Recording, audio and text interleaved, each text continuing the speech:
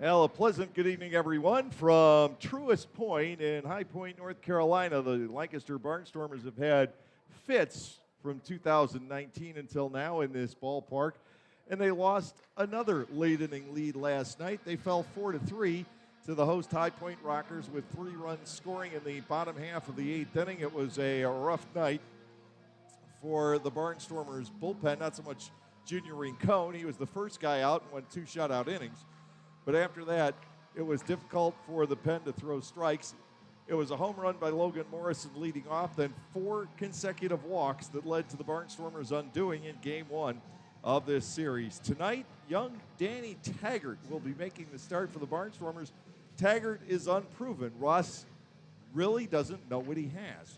He's a guy who was pitching for the Black Sox, looked pretty good against the Barnstormers in an appearance 2 years ago, and according to the Black Sox folks, he had thrown the most innings. He was the most stretched out. And Ross, as you know, is somewhat thin in starting pitching right now, with 5 different starters having been picked up by major league organizations over the last few weeks.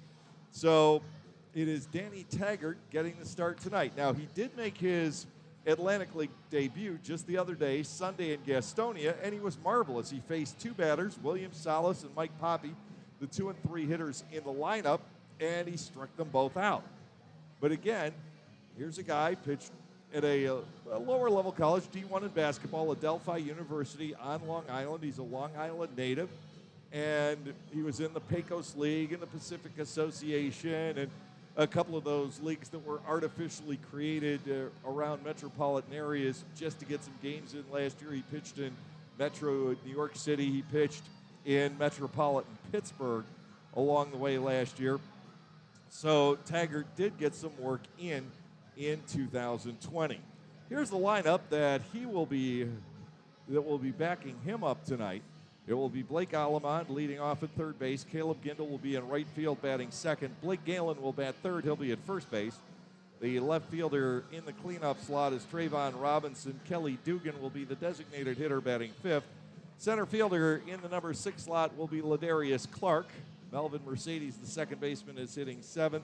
Anthony Peroni doing the catching, batting 8th. And Clay Luis Rondon is the shortstop, batting 9th. Taggart on the hill. And for the host High Point Rockers this evening, Cesar Trejo will be leading off. He's the designated hitter. Adam Taylor will make his first Atlantic League start, batting second, playing right field. Logan Morrison will hit third and play first base. The cleanup hitter is the third baseman, Michael Russell. It will be Jared Mitchell batting fifth. He'll be out in center field.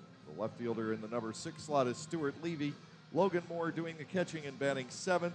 The second baseman hitting 8th is Edwin Arroyo, and Giovanni Alfonso will be at shortstop tonight for the High Point Rockers. He is batting in the number 9 slot. Their starter is also young, pretty inexperienced, though he has spent a couple of seasons in a major league organization. He was with the San Francisco Giants in 2018 and 19, and in 2019 he made 4 different stops in the San Francisco organization, topping out at AA Richmond. But in those 4 stops, Cassad worked only 39 innings. Now, he pitched pretty well. He gave up only 13 earned runs for a 3 ERA. He walked 8, and he struck out 29 in that 2019 campaign. He has thrown just 1 inning so far for High Point in the series at York. He walked 1, and he struck out 1. Right now, we're going to send you down to the field of play and our national anthem.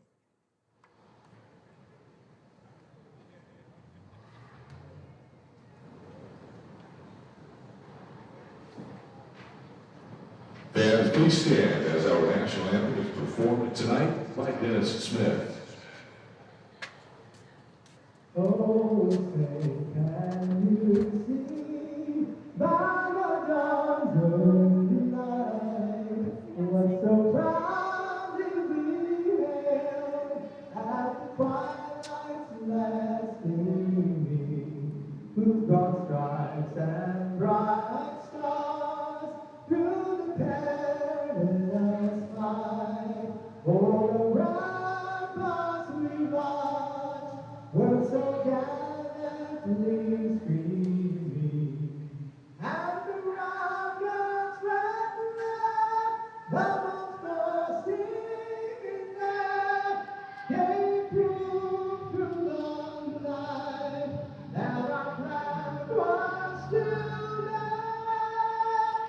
Oh, send those the stars spangled banner your way. Oh, land of the free and the home of the brave.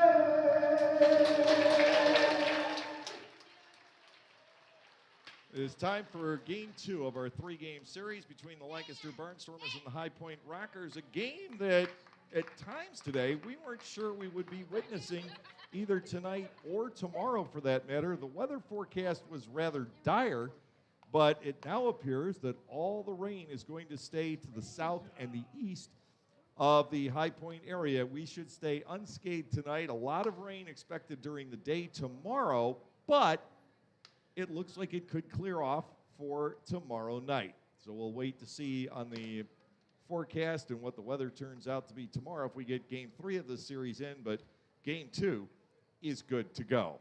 On the mound is right-hander Cooper Cassad. He is a 6-footer, 25 years of age from Petaluma, California, and a product of the University of the Pacific, 25 years of age in his 3rd professional season. Behind him at third base is Michael Russell, Giovanni Alfonso's at short, Edwin Arroyo at second, Logan Morrison at first. The outfield has Stuart Levy, who moved from catching out to left field for tonight's game. Jared Mitchell is the center fielder.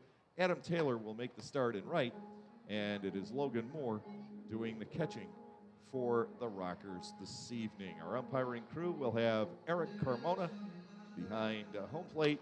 Ruben Ramirez will be the first base umpire. Calvin Baker is over at third. We've had this trio for our entire road trip, and I had the opportunity to speak with them earlier today. What a friendly group of men they are. Blake Alemond, the third baseman, will get things underway for the Barnstormers. Alemond is 3 for 22. He has 1 extra base hit. That was a solo home run hit at Gastonia. That is his lone run batted in of the season. And we have a holdup before we can get tonight's game underway, and I wonder if it has something to do with the automated balls and strikes system. It does. Apparently something in the gear worn by the plate umpire Eric Carmona is not quite working as we get set for the game tonight. Last night the Barnstormers fell here 4-3. York lost 10-9 against Gastonia, and the Barnstormers didn't lose any ground whatsoever. Long Island, a loser at West Virginia last night. Southern Maryland lost to Lexington. It was a clean sweep for the South last night. And the Barnstormers remain tied at 3-2 for first place in the Northern Division with the Long Island Ducks. It's a little intimidating to actually be in the same division with Long Island. It's also strange when you think about it, but the Barnstormers now are the second longest tenured Atlantic Lake franchise, being year 16 if you throw 2020 out. The Long Island Ducks originated in the year 2000. So the two teams tied for first in the Northern Division are the elder statesmen now of the Atlantic League. And of course, the other two oldest franchises are the other two teams in the North, York, which originated in 2007, and Southern Maryland entered the league in 2008. High Point in 2019 is, well, they're the team of antiquity in the Southern Division, whereas Gastonia, West Virginia, and Lexington all coming into the Atlantic League here in 2021. Finally, Carmona's ready to go. Blake Alemond is ready to go. And we have baseball tonight here at Truist Point. First pitch is a called strike. It is 0-1 on Alemond.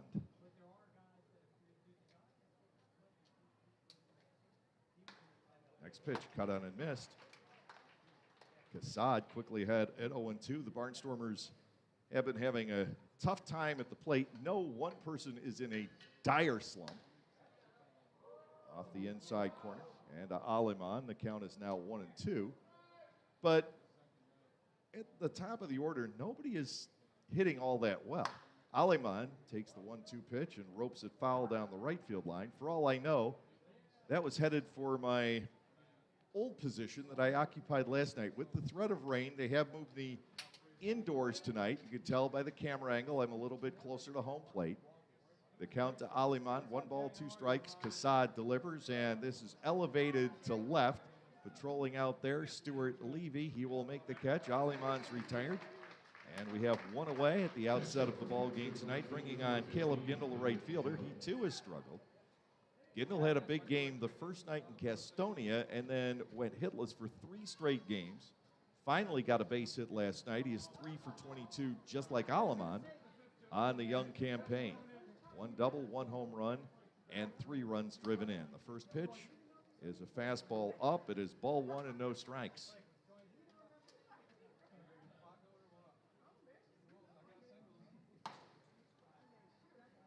Next offering, above the zone, and Gindel gains an edge, 2-0. Good-looking swing from the Barnstormers right fielder, and a foul ball away. It's 2-1. Caleb moving over to right field tonight with Ladarius Clark stationed in center and Blake Galen moving into first base. Kelly Dugan will serve as the DH tonight. Swing and a miss by Gindel. The count levels at 2-2. We have 1 out, nobody on base. Top half of the first inning here in High Point. The motion and the pitch. Gindel stares at ball 3 upstairs, and a full count on the Florida native. From the Panhandle, here's a 3-2. They'll draw the base on balls. Gindel on with the walk. Barnstormers games have been averaging 11.4 walks, 4 and against, and at this point they're about evenly divided. The same is true with the strikeouts, where we've been averaging about 21 for and against. Everybody is trying to figure out exactly what is happening around this league, but apparently affiliated baseball, from what I'm told, started the same way. The play was really rough, and most of it's being attributed to the year layoff. Get Galen down a strike with Gindel on board. Here's the pitch to Blake, swinging a foul away, and he finds himself trailing 0-2. Galen 3 for 3 opening night, and then had a base hit in last night's game, but his season going very similarly to that of Caleb Gindel. Really not getting untracked since that first game at Gastonia. 1 out, 1 on, first inning. The set and the delivery. Galen fouls another one off. It's taking seemingly an extraordinary number of pitches on a nightly basis to go through at bats. We haven't had the 13, 14, 15 pitch at bats, but so many full counts, resulting in all these walks and strikeouts. Now to Galen, 0-2. That is taken down the right field line, but foul. Blake's still waiting on home run number 100, as are we. He really hasn't been all that close this entire time on the road. Of course, we're just a couple of days from the home opener. As soon as it happens, the celebration is planned. Again to Galen, this has popped up. It should stay in play. Coming up the line, the first baseman, Morrison. He will latch on. Galen retired on the foul pop-up for the second out. Trayvon Robinson will come to the plate. Now, Robinson doesn't appear to have healthy numbers, batting just 176, 3 out of 17. But the one thing you can say about Trayvon is he has been a regular on base. He has been aboard in all 5 games of this road trip. The same is true of Melvin Mercedes.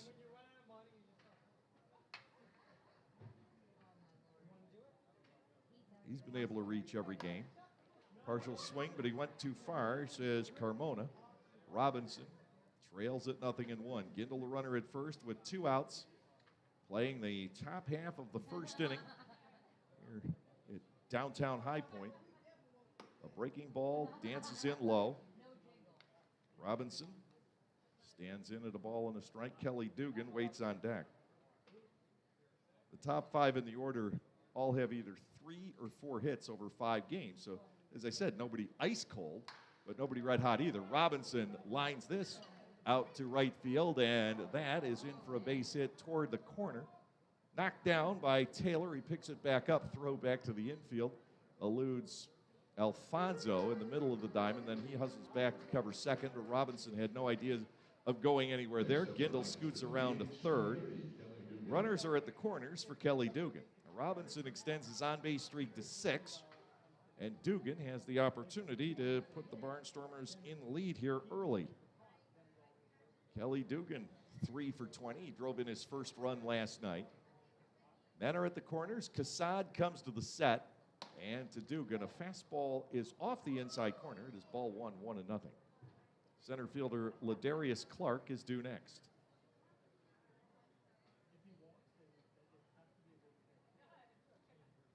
You've got to keep an eye on Robinson. He's stolen 3 on the year, swinging a foul ball back.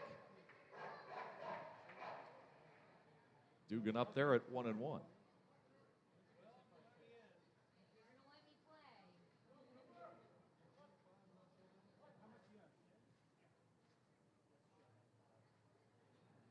Right-hander to the belt. The pitch to Dugan. Little flare out towards center field. This is going to be a tough play. Racing in Jared Mitchell, and he can't quite control it. In to score is Gindel. Around to third, Robinson. Dugan holds on at first with a bloop single into center field. Nearly a splendid play by Jared Mitchell. He couldn't quite hang on to it, and the Barnstormers grab a 1-0 lead in the top half of the first inning. Every game involving the Barnstormers so far this season, yeah, we're not far into it, just 5 games in the books, but it's been won by the team that has scored the first run. And Lancaster hoping that trend will continue. Here is Ladarius Clark, the center fielder. Couple of hits for Ladarius. They're both home runs to the opposite field. He's driven in 3, 2 out of 12 on the campaign. The right-hander Cassad sets. That is lined up the middle, base hit center field. Sounded like it broke his bat, but good to get through for an RBI single. Clark is aboard as Robinson comes home to score. And the Barnstormers now with the 2-0 lead, and Melvin Mercedes will look to add to a highly productive top half of the first inning. This is the best the Barnstormers have looked at the plate in an inning in a while. Their team average with runners in scoring position had sagged into the 190s. Tonight, taking advantage of the opportunities. Mercedes, 7 out of 18. A home run, 6 runs batted in. Good-looking slider, it appeared to be, across for a strike. 0-1 on Melvin Mercedes. Barnstormers with 2 runs across. Dugan at second, Clark at first. They've each driven in one of those runs. Fastball, high and tight to Mercedes. 1 ball and 1 strike. Catcher Anthony Peroni waits on deck. Plenty of room on the right side as Arroyo, the second baseman, is pulled into the hole. Mercedes with a little flare. That was toward the middle. A throw to second base is not in time. Now here is Dugan trying to score on the play, and they will cut him down. The Barnstormers get a little greedy trying to take the extra base, and they lose a bases loaded opportunity for Mercedes, who is, we'll see how it is ruled. Could be an infield base hit. They could call it just a fielder's choice. A soft line drive, 1 hop to Arroyo, to his backhanded side. He decided to go the short way for the play on Clark, misjudging Ladarius' speed. He didn't get it there in time. But then Dugan is out at the plate 6-2, trying to grab the extra base. We'll figure out exactly what the scoring is there in just a moment. We'll let you know when we come back. The score at the end of a half, the Lancaster Barnstormers 2 and the High Point Rockers coming up.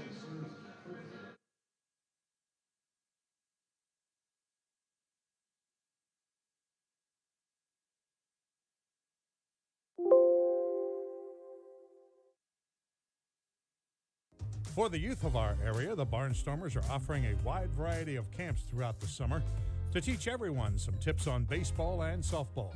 Camps are offered to kids as young as 4 and as old as 12. Some even involve the parents. They run from June 15 all the way through August 28. For more information, go to LancasterBarnstormers.com and click on the Clinics tab. All presented by Orthopedic Associates of Lancaster. Pennsylvanians are creating their own soundtrack thanks to PA Lottery Scratch-Off's Excitement's back. Pennies, nickels, dimes, or quarters, no matter your choice, scratching's always in order. With big top prizes and second chance drawings, thrills await. They're out there calling if it's excitement you seek and you're looking for action, play the PA Lottery. And keep on scratching. Must be 18 or older. Please play responsibly. Benefits older Pennsylvanians every day.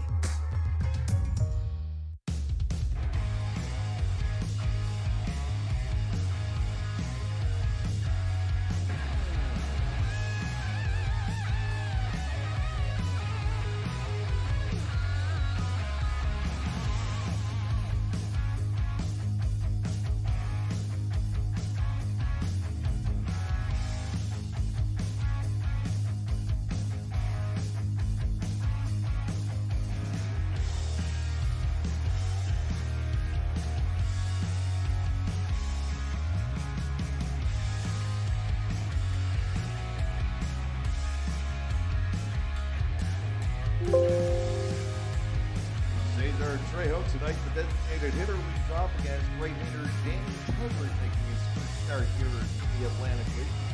Taggart brings the home and his fastball there for Mike to go ahead. Taggart impressive in his very short stint back on Sunday at Gastonia. We'll see how he fares here in the starting role.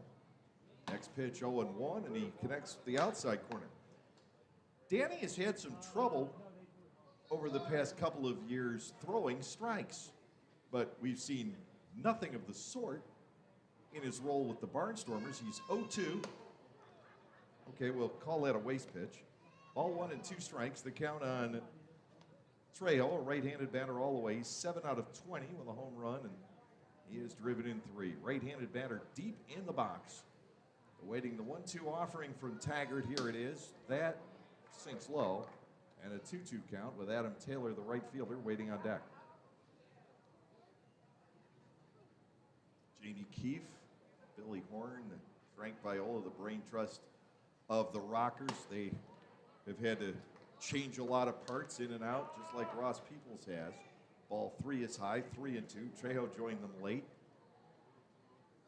So did the guy on deck. He had his first plate appearance yesterday. Taylor, 3-2. He got him a swing and a miss. Trejo is gone on strikes. Taggart has yet to allow a ball put in play. Struck out every Atlantic League batter he's faced. 3. 1 out. And here is Adam Taylor. The right fielder, left-handed batter. Used by the Rockers as a pinch hitter last night. He drew a walk as one time up. Misses with his first offering. It's ball 1 and no strikes. That walk was the 4th in a row in the 8th inning. And that really is what led to the Barnstormers' downfall. That and some bizarre base running last night. Ball 2 is up. Now 2-0 the count on Taylor. Logan Morrison, the first baseman, with the first home run against the Barnstormers this season. That triggered the 8th inning last night. He's on deck. Taggart into the windup, and now to Taylor. Swinging, that ball is hit pretty well. Out toward right field, it's in for a base hit. It bounces over Gindle's head, and Taylor will cruise into second with what I think will have to go down in the books as a double. But we'll see to be absolutely certain, because once again, I'm in a broadcast location where I really can't see right field all that well, as you can't on camera either. It's out of your view and it's out of mine until I stand up and wander over to my left from my perch here. In any event, it's 1 out with a runner in scoring position, and Logan Morrison steps in. Lancaster scored 2 in the top of the inning. High Point comes out swinging in the bottom portion. Taggart working out of the stretch, brings it home to Morrison and serves up a strike. It is 0-1. And a double to right field it is. It bounced over Gindle's head.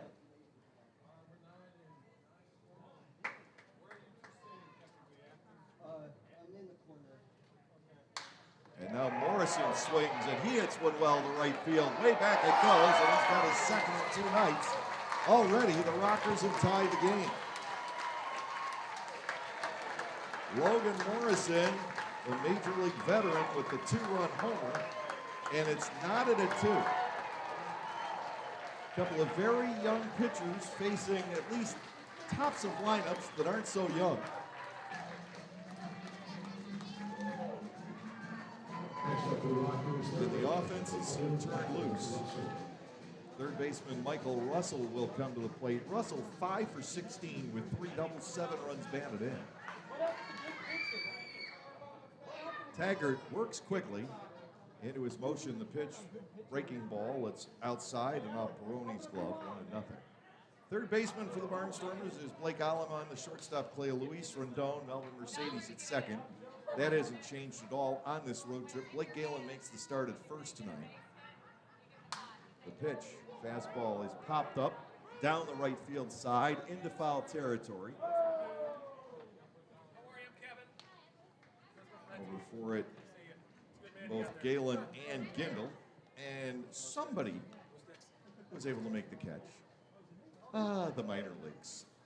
Next up, center fielder number 3, Garrett Mitchell. That's the second out of the inning as Russell is retired on the foul pop fly down the right field line. Let's see who officially gets the put out. It's Galen, foul 3. And here is Jared Mitchell, left-handed batting center fielder. 3 out of 16 on the young campaign with a couple of doubles, 2 runs batted in. Fastball for a strike, 0-1. Jared said hello to me yesterday, and it took me a minute to process who it was, and he's been around this league long enough, and I've had conversations with him. And then I put 2 and 2 together. That's right, Jared came over here. I was still thinking of in Sugarland, but he parted ways with Pete Incaviglia midway through 19 and joined the Rockers. Had a pretty good time here. Another left-handed batter swinging away, hitting the ball down the right field line, giving chase is Gindel, but he'll run out of room. That one fouling out of play. And to Jared Mitchell, count of 1 ball and 2 strikes. We're tied at 2, and we're only in the first inning. Are we in for a slugfest, or will the pitchers settle in here tonight? Lancaster 3 singles, along with a walk in the top of the inning. Meanwhile, High Point has unloaded the home run power in the bottom half. Mitchell up there at a ball and 2 strikes, deep in the box. His rear foot is on the chalk line. The wind, Taggart with a breaking ball, and the electronic system didn't like it. And I don't think Eric Carmona did either. 2 balls and 2 strikes.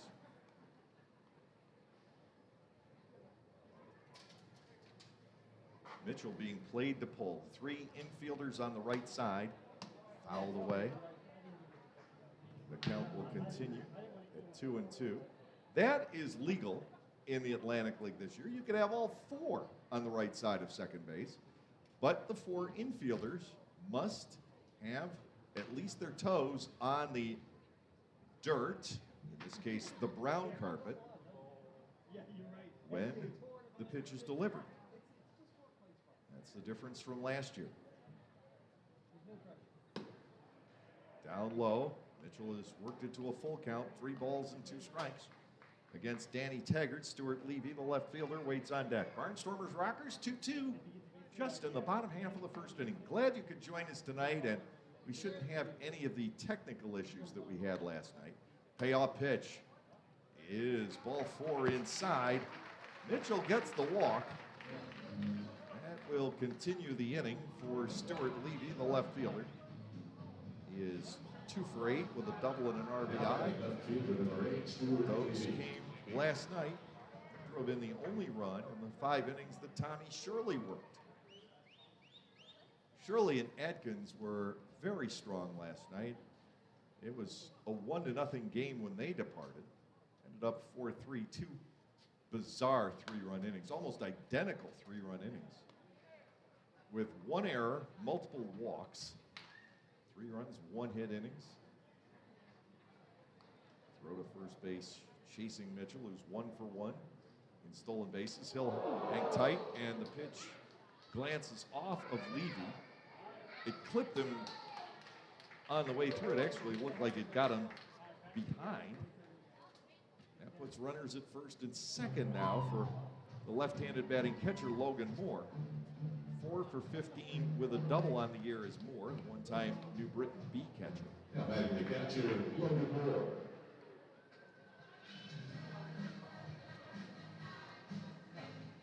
Taggart got off to a flying start with the strikeout of Trejo, but has only picked up 1 out since. 4 of the last 5 Rockers have managed to reach base. Now to Moore. Good-looking breaking pitch to start him off. It's a strike called, 0-1.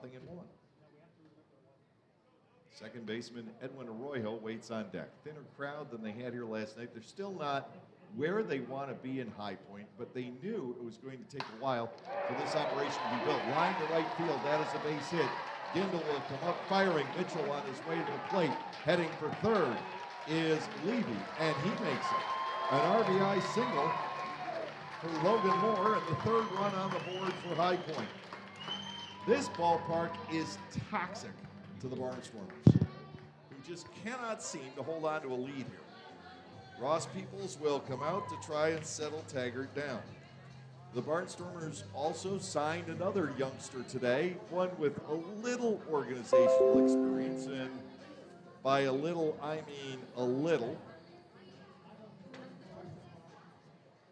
Guy by the name of Jamarcus Lang, who, like Ladarius Clark, hails from Mississippi and performed in the Texas Rangers farm system. But Lang wasn't there very long, just a half season.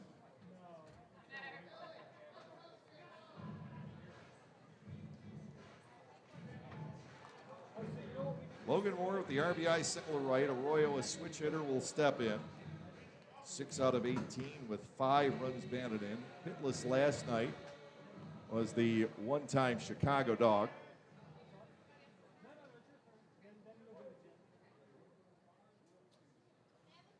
Here's the motion and the pitch. Breaking ball is low. 1-0 on Arroyo. Ross has used a timeout.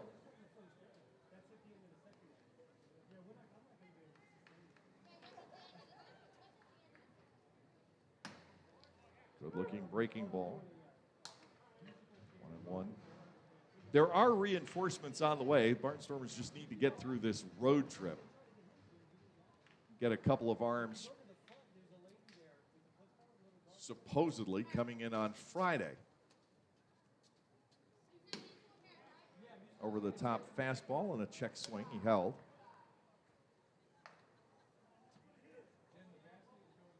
And it is Arroyo ahead in the count, 2 balls and a strike.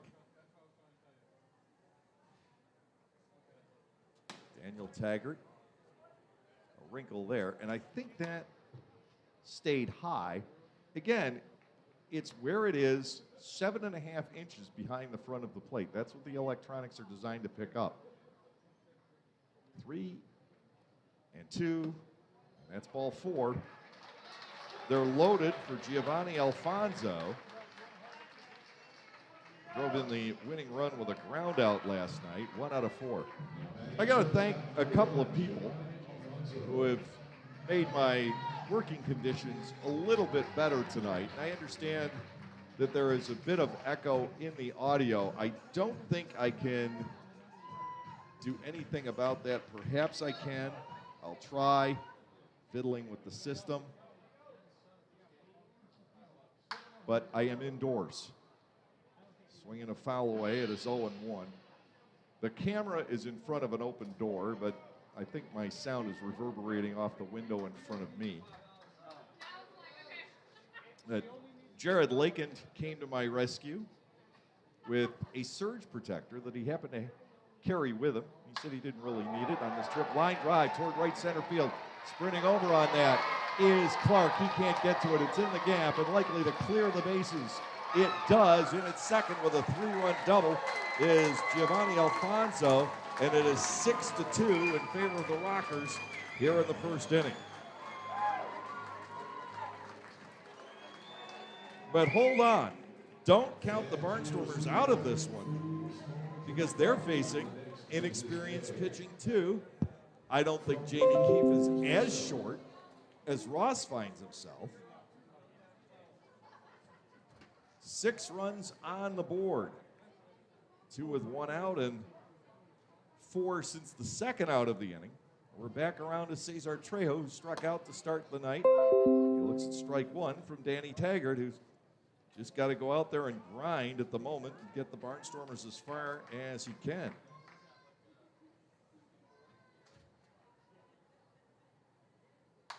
Fastball popped up near home plate. Could stay in play for Peroni, who jogs back, but now it's on the other side of the screen and, in fact, on the stadium rooftop. 0-2. High Point, I am told, scored 7 runs in an inning at York and had 7 walks in the first inning. As these pitchers, a lot of them are inexperienced coming through the league this season. Fastball is up for a ball. It's 1-2. It's through no fault of the Atlantic League clubs. It's systemic in baseball. Apparently, so many players retired. Now a high pop-up near second base, squeezed by Mercedes. Trejo makes 2 out of the 3 outs in the inning, but it's a big inning for High Point, the biggest one given up by the Barnstormers this year. 6 runs on 4 hits, 3 of those for extra bases with no errors. 1 man is left on base at the end of 1. High Point 6, and the Barnstormers 2.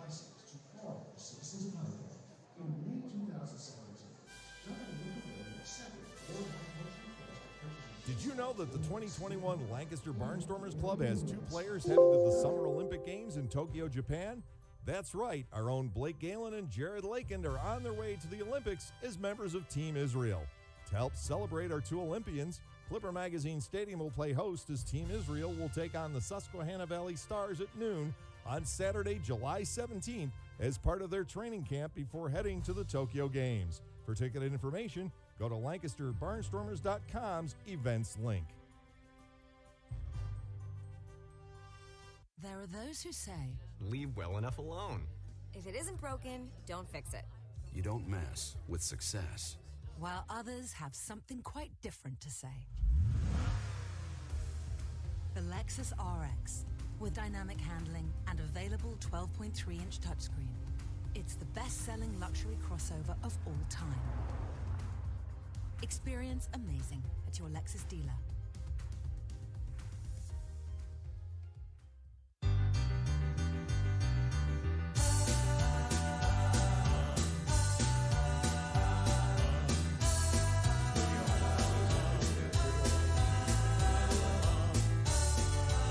So as I mentioned, Jared Lakend came through with the surge protector for me. I was about ready to walk up the road to a place where I could buy one.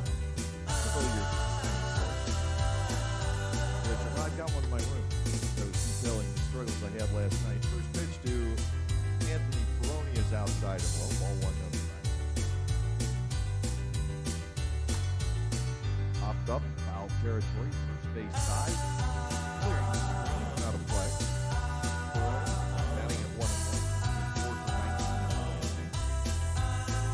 And then Christian Heimel, the general manager of the High Point Rockers, and heard Christian last year was once or twice on a pregame show. Ground ball past the pitcher's mound. Easy pickings for Arroyo.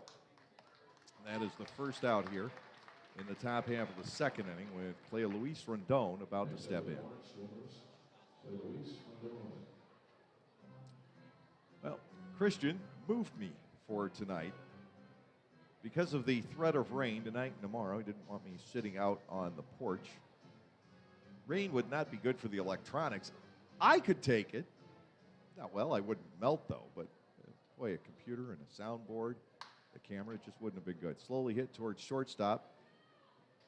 The play made by Gio Alfonso, and Rondon is retired. 2 quick outs as Casad settles in the top half of the second inning, leading 6-2 here. The Barnstormers had a productive first inning, and then High Point came out and had a whale of a first inning. And the Barnstormers find themselves well in arrears. Here's Blake Alemond, who flied to left field back in the first inning.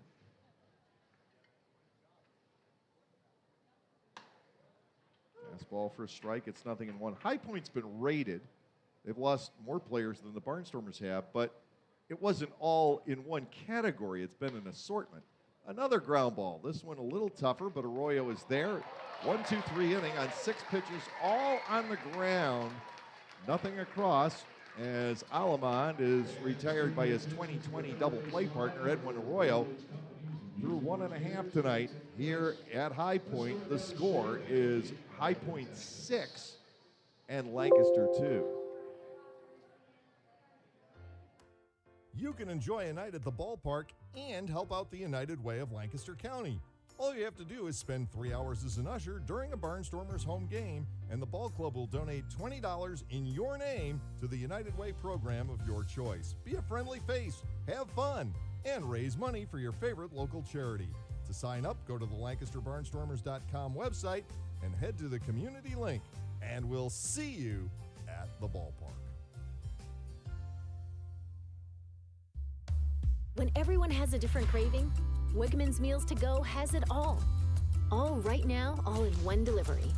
Pizza with the kids' favorite toppings, a delicious sub made the way you love, fresh sushi for the whole group, and so much more. It's how busy people get busy eating the meals they love. Order on the Meals to Go app or at mealstogo.com to make everyone happy. Wegmans Meals to Go. All your favorite meals, all in one delivery.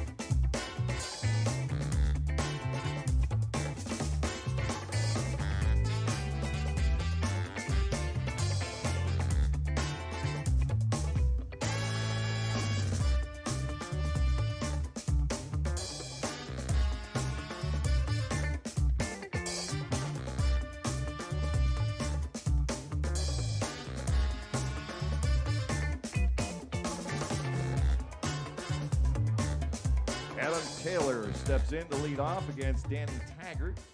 Taylor with a double his first time up. Now he pulls one fouled on the right field line. That also splintered his bat.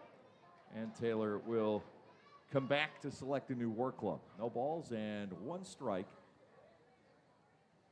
The count on Adam Taylor.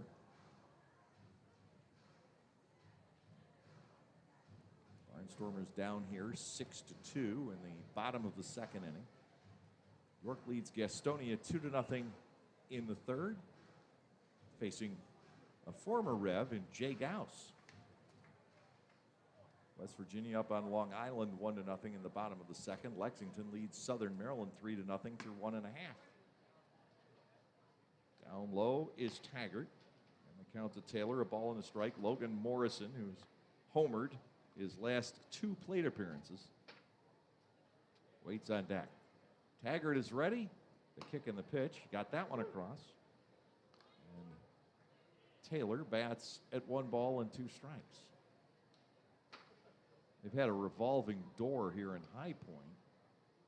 You don't see too many familiar players from their club 2 years ago. A lot of them have already had their contracts purchased, like Tyler Ladendorf.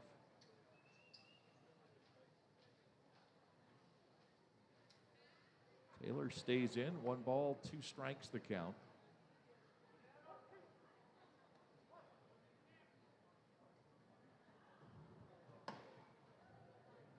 The pitch runs outside from Taggart. We go to 2-2.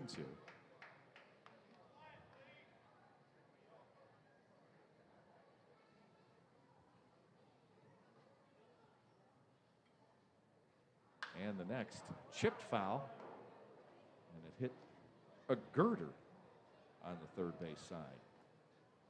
2 balls, 2 strikes, continuing on left-handed batting. Adam Taylor at 6-2 High Point here in inning 2.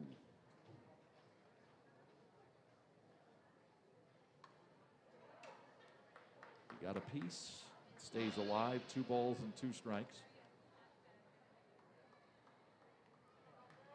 Taylor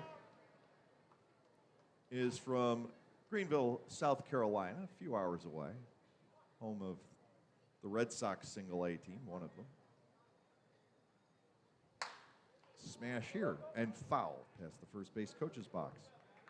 And now comes pitch number 9 of this plate appearance. He hasn't played since 2015. He was with the Florence, what at the time was Freedom in Florence, Kentucky, the Gary North Shore Railcats in Gary, Indiana, and then went into the National Guard. He pulls another drive out toward right center field, going headlong as Gindel can't corral it. Backing him up is Clark, the runner dashing for second, and he beats the throw. Taylor in with his second double of the ball game on the 9th pitch of his at-bat here in the second inning. So hats off to Adam Taylor, who, after being a second lieutenant in the Army National Guard, he's done that since 2018, has occupied second quite often tonight. 2 doubles. Now here's Logan Morrison with the home run back in the first inning. All these runs are earned against Taggart. His night started off so well with the strikeout of Trejo, but since then, it has not been pleasant. 4 extra base hits for the High Point Rockers, 3 doubles and the Morrison home run. The costliest hit of all was the base clearing double by Giovanni Alfonso, who was having himself a series. Taylor leads from second. Taggart will go to work on Morrison. There is action in the Barnstormers bullpen. Breaking ball is there for a called strike. It is 0-1. A right-hander is starting to throw. Ross just doesn't have that many arms. My guess is that's probably the newcomer, Jamarcus Lang, who lets go of a pitch which sails over the head of Robert Rosado, warming him up down there, and comes all the way down in front of the Barnstormers dugout on the third base side. So we have to wait for the loose spheroid to be tossed back down there. 0-2. The count on Logan Morrison. Taylor at second with nobody out here in inning 2. The pitch popped up foul. Taggart having a hard time getting rid of hitters.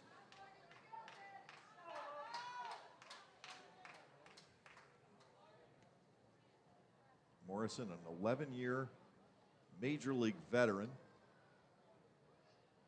He's 3 shy of 1,000 games played in the big leagues. How badly he must want those 3. Fastball up and away. Quick strike behind the runner at second by Peroni. Taylor's back in. Was almost in pitch-out territory. I don't know if that was what the intent was or not, but now to Morrison. 1 ball, 2 strikes. Behind the center field wall at Truist Point, you can see some construction going on, and that is the idea both here and Gastonia. Urban renovation. Slow roller toward third. Alamond will field and have no play. Morrison with an infield base hit, and they just keep on coming. Most have been loud. That one's soft. 6 hits total for High Point in an inning plus. Michael Russell will come to the plate. Little squibber off the end of the cue stick for Logan Morrison. Alimond, who was playing well off the bag, had to circle around behind it and just didn't have a throw to make. He was hoping to catch Taylor off of second. That didn't work. Double play set up, though. Russell 0 for 1 on the night, awaiting the offering from Taggart. The pitch curls in there for a strike called. It's 0-1.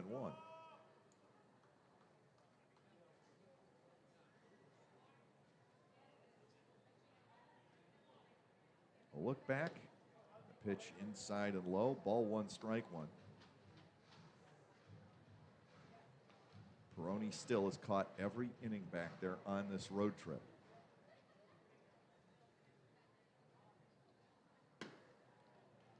Taggart is down and away. We go to 2-1. Jared Mitchell waits on deck.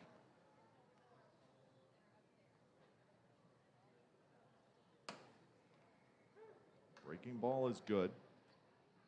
I have Taggart for about 50 pitches through an inning plus. He's got to be wearing down to some degree.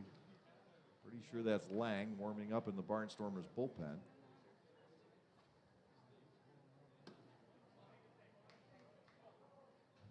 Another one misses. It's a full count on Russell, 3-2. Taylor at second, Morrison at first.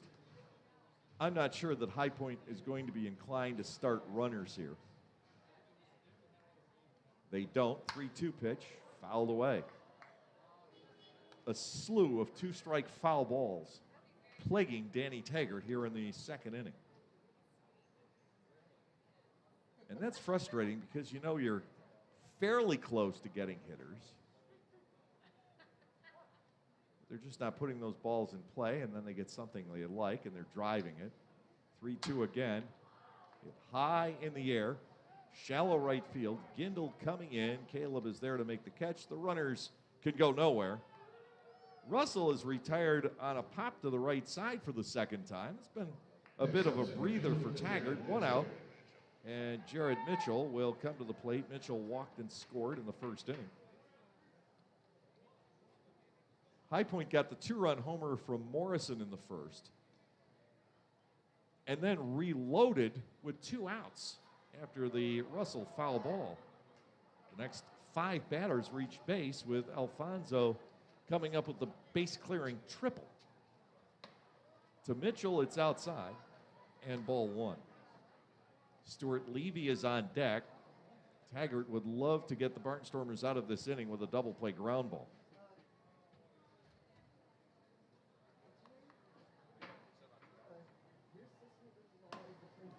Huge cut for Jared Mitchell, and the count levels at 1-1. Tomorrow night, we haven't gotten 100% word, but I anticipate that Andrew Chatora will be making the start for the Barnstormers, and veteran Atlantic Leaguer Craig Stem will be going for High Point. That is fouled right at the dish. 1 ball and 2 strikes. So used to seeing Stem coming in relief for the Southern Maryland Blue Crabs. Starter here at High Point, and he's making his second start tomorrow night, as Chatora would be for Lancaster. Fastball for a 2-2 count on Mitchell, with Levy waiting on deck. When the Barnstormers get home on Friday night, it will either be Chatora or Brooks Hall coming back. And I think that's the way things are breaking, is that we will have Brooks joining us at least again for the weekend to make the start Friday night.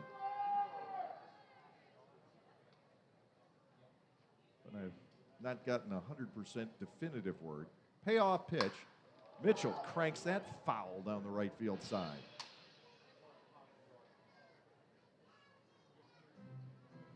It is still 3-2. Taylor at second. He doubled to right center field starting the inning. Logan Morrison behind him at first. Didn't walk. He reached on a little squibber up the third baseline. Taggart ready to go. He got him. A swing and a miss. Down goes Mitchell. Danny Taggart records strikeout number 2, and Stuart Levy will step to the plate. Levy hit by a pitch.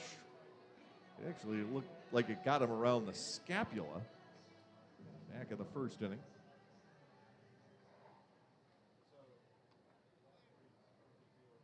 He would score on the Alfonso double.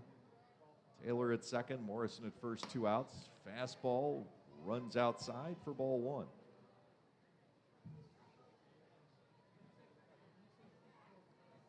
Barnstormers have the opportunity to right the ship onto the outside corner. But I think it's going to take another few days before everything is lined back up. Got to get Lakin to 100%. Brooks Hall on a permanent basis. Nate Reed is ticketed to join the ball club at some point. Now we've got a reliever with some major league time, supposedly headed our way for the weekend also. Swung on and missed by Levy, taking a monster cut. 2-2. Taggart trying to escape this inning with no additional harm done. Taylor at second, Morrison at first, now with 2 outs. And if you get all those pieces in place, then most of the pitching woes, maybe not all, but most will be taken care of. High and tight. That is ball 3. And for the first time in a dog's age, Taylor gets to leave second. He's been there for a while. He could have put up a little 10 out there. 3-2, grounded foul. Right to the sentry in the bullpen. Still 3 balls and 2 strikes. Taylor led off the inning with a double, and although he was up there for several pitches, a lot more have gone by, and he's not budged off of second base. Infielders are back. Outfielders are straight up against Levy. 3-2. Once again, Taggart ready to go. That's smashed on the ground. 2-run don't. He'll go across the diamond. Handled by Galen, who holds the bag. And Taggart does a nice job to get out of another scare. A long inning, but ultimately an unproductive one for the Rockers. No runs, 2 hits, no errors. They strand 2 right where they began their time on the bases. And now through 2 full innings tonight here at Truist Point, the scoreboard reads the Lancaster Barnstormers 2 with the High Point Rockers 6. We are finally back enjoying Barnstormers baseball. I'm Adam Gocknauer from Gocknauer Appliances and thrilled to be sponsoring Barnstormers baseball yet again. We also wanted to thank all of you for your incredible support for our business during the pandemic. We are so happy to still be here helping you with the best brand names and the best prices of major appliances in the area. Enjoy the game, and we will continue to service you now and into the future. Gocknauer Appliances in East Petersburg and on the web at gocknauers.com. Like craft beers? Then the best place to be in Lancaster is Clipper Magazine Stadium. That's right, celebrate baseball or just a night with your friends at the Broken Bat Deck down the right field line. The Broken Bat features more than 20 local craft breweries plus product from a local winery. Food including Otto's Meatballs is sold off a pub-style menu. So get together, hang out with your friends, or make some new ones. Enjoy a night of craft beer sampling along with a Barnstormers game.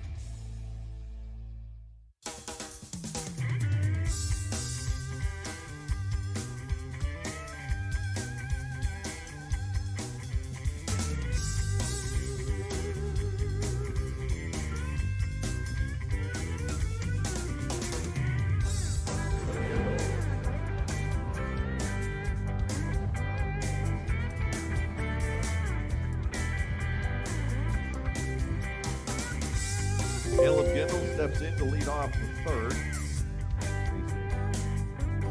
Side. Walks to Giggle back to the first base. 1-0. Well, the first inning was the side, and then the second he got the side round out. 6-2 High Point.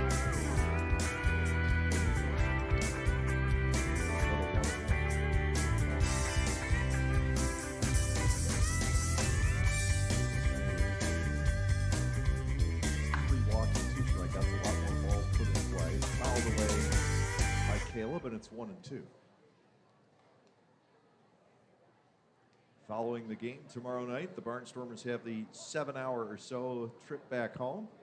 We'll open up against York. Gindle with a swing and a fly ball. That is hit well toward right center field. Jared Mitchell angling back. He reaches up in the deep part of this park to make the catch. Gindle retired, and there's 1 out. Caleb hit that pretty well, but not here. Clipper Magazine Stadium, it might have had a chance. With 1 out, Blake Galen steps in. Galen fouled out his first time up. The Barnstormers trying to sneak a 3rd run home in the top of the first inning. Kelly Dugan cut down by an alert Giovanni Alfonso at the plate. Now to Galen, a breaking ball for a strike. It's 0-1. And since then, nada. They haven't been able to get anywhere against Casad. Fastball drives Galen back off the plate. The count evens up at 1 ball, 1 strike. Anderson De La Rosa coaching first. Ross Peoples over at third for the Barnstormers. Galen will look at ball 2, below the knees, 2-1. Trayvon Robinson is due next. Robinson, Kelly Dugan, and Ladarius Clark with consecutive base hits to produce the 2 runs in the first inning. Fastball for strike 2. Blake Galen batting 2 balls, 2 strikes. Here's the motion. Casad to the plate. That fastball is low. The count flushes at 3 balls and 2 strikes. Galen taking it to the hilt. Here is the payoff pitch to him. Ground ball, first base, gloved easily by Morrison. The underhand to Casad, just like they teach you, and it's 2 outs. 5 in a row set down by Casad. Trayvon Robinson to the plate. Robinson singled and scored in the first inning.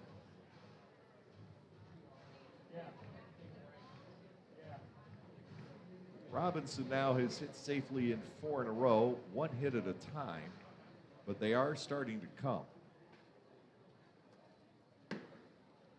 Inside and low. 1-0 the count. 6-2, High Point leading. Bottom of the third. All the runs came in the first inning. Robinson holds off on that, but good for a strike. It's 1-1. Kelly Dugan on deck for Lancaster.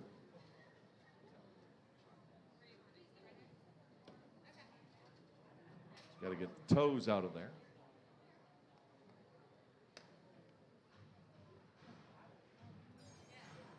Count into Robinson's favor. 2 balls and 1 strike. Just the top of inning 3 here tonight. Big swing and a miss for Trayvon. It is 2-2.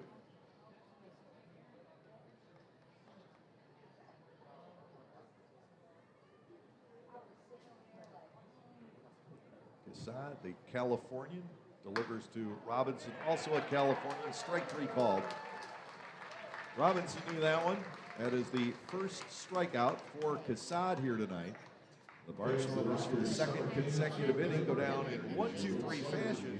Nothing going on for Lancaster, and now through 2 1/2 innings of play, it is still High Point leading by a score of 6-2. To all interested players, ages 7 to 13, register today at www.highpointrockers.com.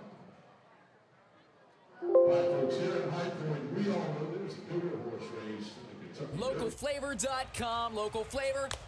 Localflavor.com, local flavor. Excuse me, are you saying localflavor.com? Oh, yeah, it's where I save big bucks on all kinds of things. Home improvement projects, dining out, family fun, electronics, jewelry, clothing. I even bought my wife a fancy spa package for half price. Half price? Yep, you know all the deals you find in Clipper Magazine. I love Clipper Magazine. Well, they're all on localflavor.com too. And you can get them right on your phone thanks to localflavor.com's mobile app. Here, take a look. Well, this app is amazing. Look at all these restaurants, amusement parks, car washes, fitness centers. This is worth sharing about. Exactly. Localflavor.com online, the Local Flavor mobile app, and Clipper Magazine together. It's like a triple play. Do the cheer again. I'm in. Localflavor.com, local flavor. Come on, everybody! Localflavor.com, local flavor. Localflavor.com, local flavor.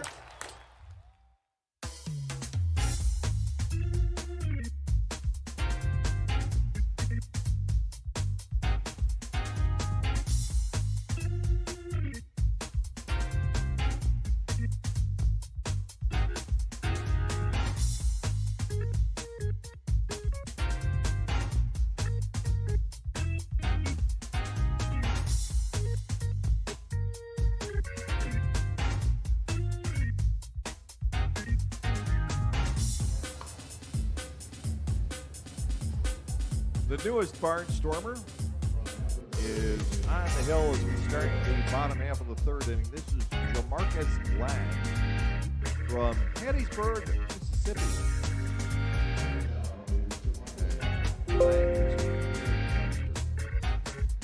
Especially by Atlantic League standards, he's 22. Pitched in rookie ball with the Texas Rangers 2 years ago. There's no room for any of those guys anymore. First pitch is up for a ball 1-0 to Logan Moore. Ball and no strikes. Lang, a slender 6'2" right-hander. He threw 13 innings, struck out 18, but also walked 9 and gave up 16 hits. Ball 2 missing. 2 balls and no strikes. The count on Logan Moore, tonight's catcher for the Rockers. They lead it 6-2. Lang missing badly high with another. You know, I talked to Jamie Keefe, the manager of the Rockers, earlier today, and he said his ball club experienced the same thing that we've seen with the Barnstormers, that the first time a reliever throws, he can't locate the zone. He said every one of his relievers walked the first batter he faced this year, and it'll be the same with Jamarcus Lang. He puts Logan Moore on. Leadoff man aboard. Lang is not the first Barnstormer from Hattiesburg, Mississippi. That was the hometown as well of Major League veteran Fred Lewis, who was with the Barnstormers for about half a season and then went to Southern Maryland. Fred is now a restaurateur in Gulfport, Mississippi. Inside for a ball to Edwin Arroyo, who walked and scored his first time up. High Point 6, Lancaster 2. Keep telling Fred I'm just going to drop in at his place one of these days, but it takes a little effort to go to Gulfport, Mississippi from whether it's Lancaster, Pennsylvania, or my hometown of Warrenton, Virginia. Unless you're a jet setter with a lot of time off inside, and Arroyo gets hit by the pitch. First and second with nobody out. And Alfonso, who already has 3 runs batted in tonight, 4 in the series, comes to the plate. High Point with the opportunity to bust this wide open against the kitty corn. Plus, Lang had to fly in today, meet his new ball club. It's definitely not an ideal circumstance when you're 22 years of age. All your teammates are at least a couple of years older. Peroni is 24, Taggart's 24. But a lot of these guys are in their 30s.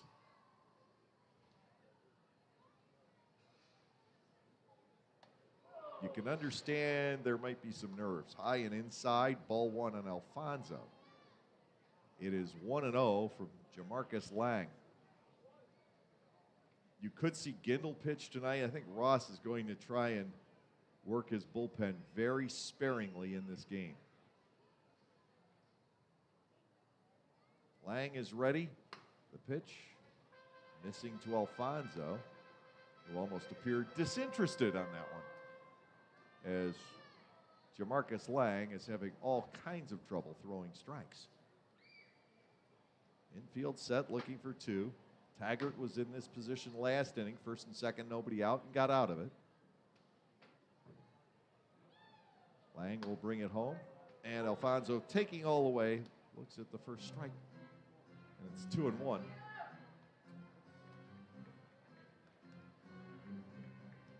Taggart gave up 6 hits and 6 runs in his 2 innings. He walked 2, struck out 2, and hit a batter. Gave up the home run to Morrison. The pitch, swing and a miss, and there was some heat behind that one. 2 balls and 2 strikes. Maybe all it took was that first strike to be recorded. Good things will follow. Just to get settled in.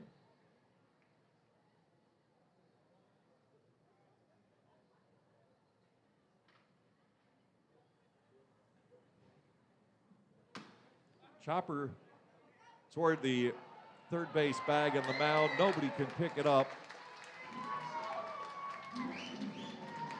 Lang actually had the better play, and it was nearly a golden move coming off the mound to try and take that and sprint to third and hopefully beat a slower runner in the catcher more. But he couldn't quite dig that up, and it's an infield single for Alfonso. They're loaded for Trejo.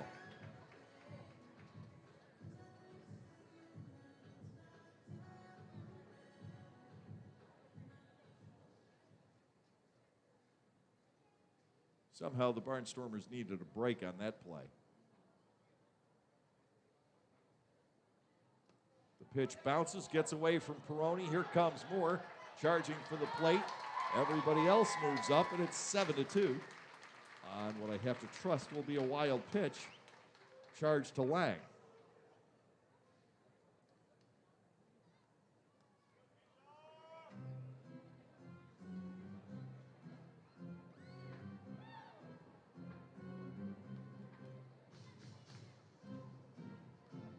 Tough night for the Barnstormers. They're down 7-2 with runners at second and third, nobody out in the bottom of the third inning.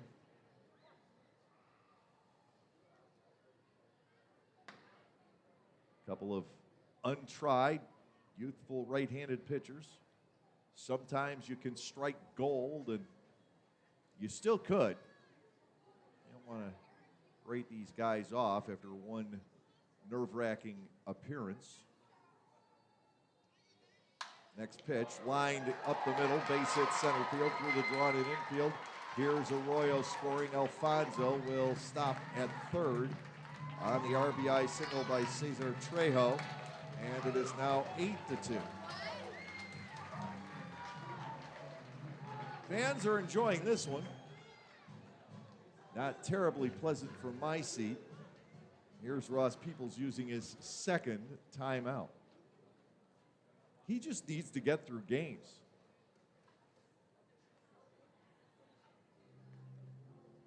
It might have aided the Barnstormers, to be truthful, to have had a rainout in this series so as to not have to soak up so many innings with this thin and beleaguered staff.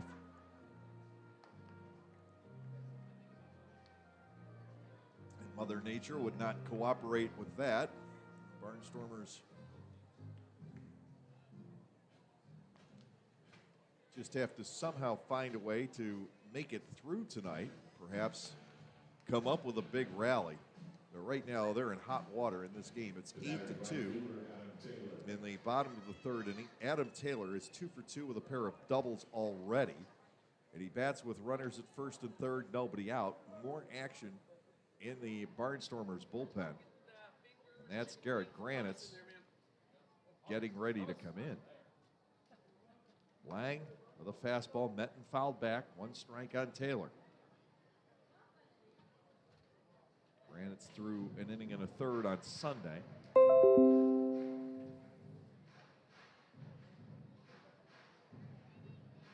A 6-run lead for the High Point Rockers. They threaten for more. The infielders are still largely playing up here with Alfonso at third, Trejo the runner at first base. And Peroni has to reach up for that. Another one almost got away. One has in this half inning.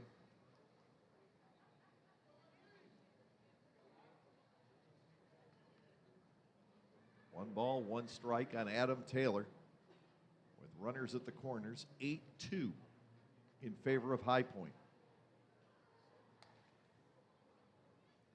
Lang is ready. The pitch, foul back. One ball, two strikes.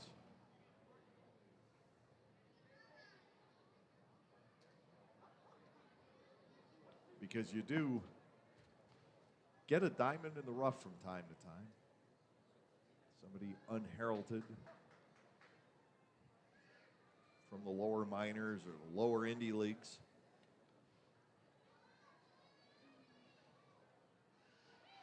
Here's the pitch from Lang in the air. toward left field. Trayvon Robinson settling back. He will make the catch and throw into second.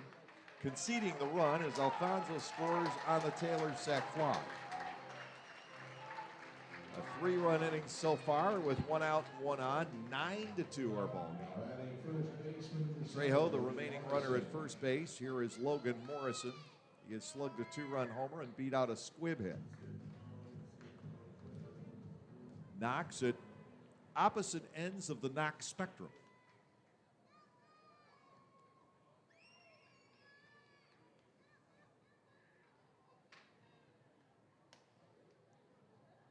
Throw to first base with Trejo diving back in. He has 2 stolen bases on the year. Not sure we're going to see much in the way of base running tonight, now that it's 9-2 in just the 3rd inning. Lang fires. Morrison takes inside and low. The count is 1-1. Barnstormers pitchers facing their 21st batter of the night, and we're only 1 out into the 3rd inning. And somewhere around 85 pitches, maybe a little bit more than that. Fastball misses low. Morrison with the edge. Michael Russell waits on deck. Only Russell of the starting 9 for High Point has failed to reach base at this point in the game. He's over 2 on pop flies to the right side. High fly ball foul down the right field line by Morrison, bidding for his 3rd home run in 4 at-bats.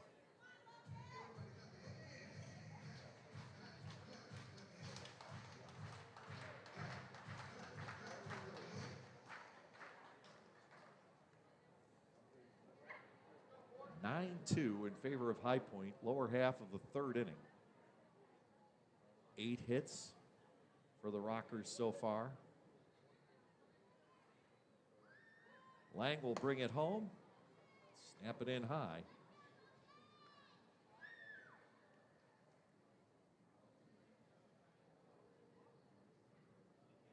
Makes it 3-1 on Morrison, and the 1 was loud.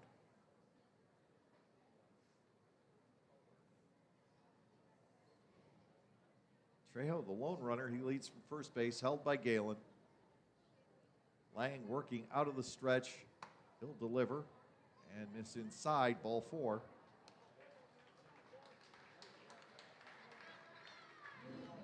Fifth base runner of this inning, 14th of the ball game for the High Point Rockers. Michael Russell to the plate. Again, he has lifted a couple of short pop flies on the right side, one handled by Galen in foul territory and the other one by Gindel in fair ground.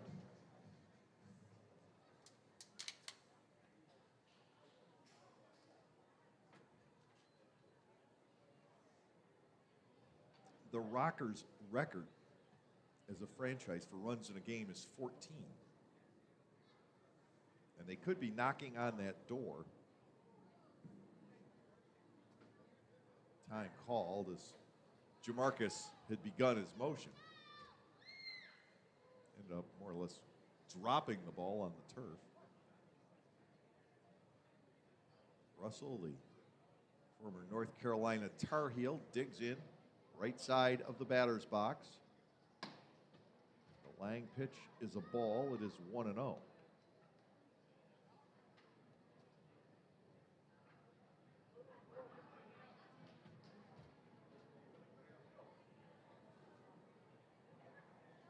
Defense set, looking to turn 2. Slender Jamarcus Lang checking the runners, brings it home, and serves a strike in there. Michael Russell didn't think so. The fans here in High Point weren't so sure, but it's 1-1. Beautiful Truist Point in its 2nd season of action. It opened up here in 2019. We got their home opener this year, just last night. They started in York. Ball is low on Russell. New Britain was the visiting team in 2019 when this ballpark opened. And of course, it was the final season for the New Britain Bees as an Atlantic League team. Here is the pitch. Ground ball on the left side, and that will find its way through. Here comes Trejo on the way across. It's 10-2. Russell with an RBI base hit. Well, you'd like to have one of those hit at somebody. Maybe a double play. 4-run inning off Lang. He still has retired only one, and that was a productive out. Jared Mitchell to the plate. Mitchell has walked and struck out. And here comes manager Ross Peebles. As Lang has given up 3 hits, hit a batter, served up a wild pitch, walked 2. And to this stage, he has allowed 4 runs in the ballgame. I'm sure this is heartbreaking tonight for both Taggart and Lang. Trying to make a good impression. Both have had nights that have gone south on them. With the pitching change, Garrett Granite's coming in. Our score is 10-2 in favor of High Point. We're going to pause for these messages.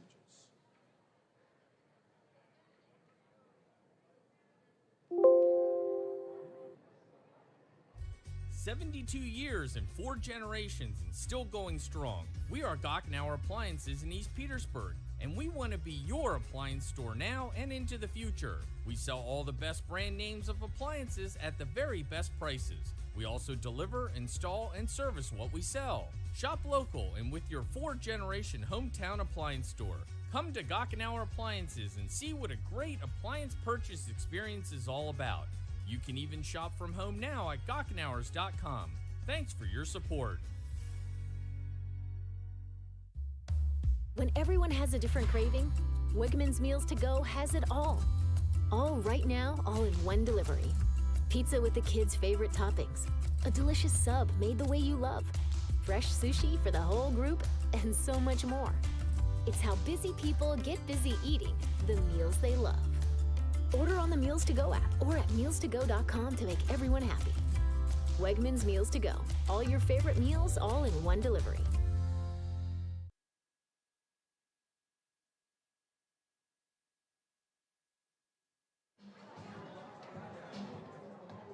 Anything but a pretty night so far for the Lancaster Barnstormers. They trail the High Point Rockers 10-2 and have still recorded only 1 out in the bottom half of the 3rd inning. The youngsters, Danny Taggart and Jamarcus Lane, being roughed up by what may very well be the Atlantic League's best offense.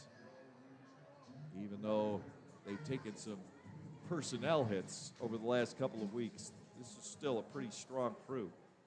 Here's Jared Mitchell facing Garrett Granitz with runners at 1st and 2nd. Only 1 out in the inning on a long sac fly by Taylor. Granitz will bring it home, cut on and missed. 1 strike on Jared Mitchell, who is the 8th man to bat this inning. The Rockers sent 10 men to the plate in the 6-run first, 5 to the plate, failing to score in the 2nd. Granitz brings it home. Mitchell lets it go, and ball 1, tails outside, a ball and a strike.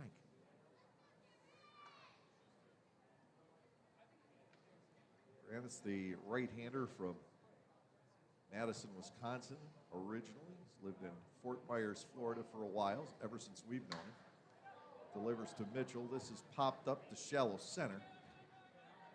Calling everybody else off is Clark to make the catch. Mitchell retired for the 2nd time in a row. Granitz comes in and tries to quiet things down. They'll face Stuart Levy, the left fielder. Granitz can be so tough the first time you see him in a while. And Ross Peebles is counting on that. I think he's looking for Garrett to get this ball club at least through the 5th, if not through the 6th tonight. The Barnstormers already have lost their designated hitter.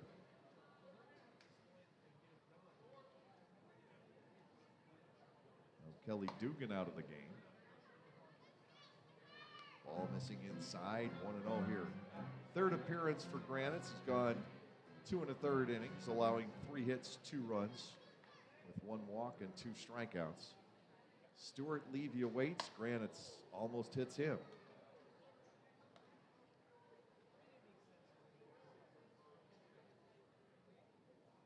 10-2 the score. We have a 2-ball and no strike count on Stuart Levy. Runners lead off first and second. He couldn't hold. It's 2-1. Levy clipped by a Taggart pitch in the first inning. And he grounded out in the second, batting for the 3rd time in 3 innings.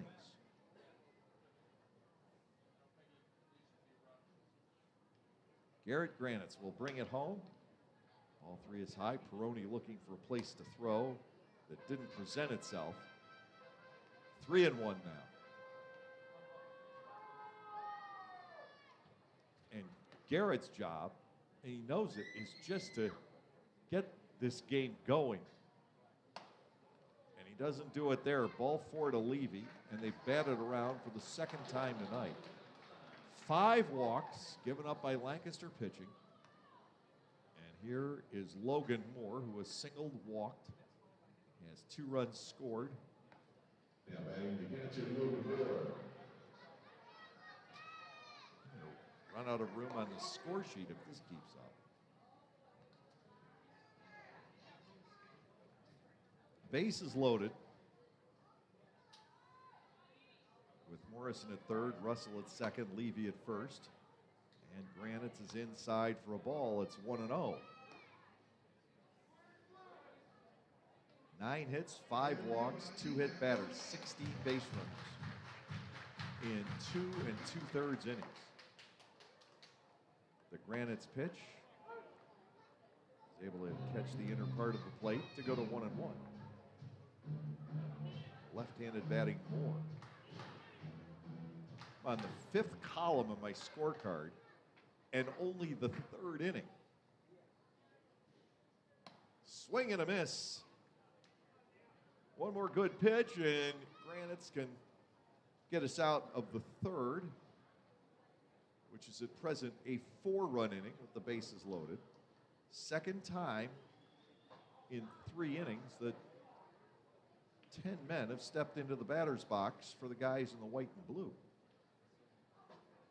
Granitz 1-2. Swung on and missed.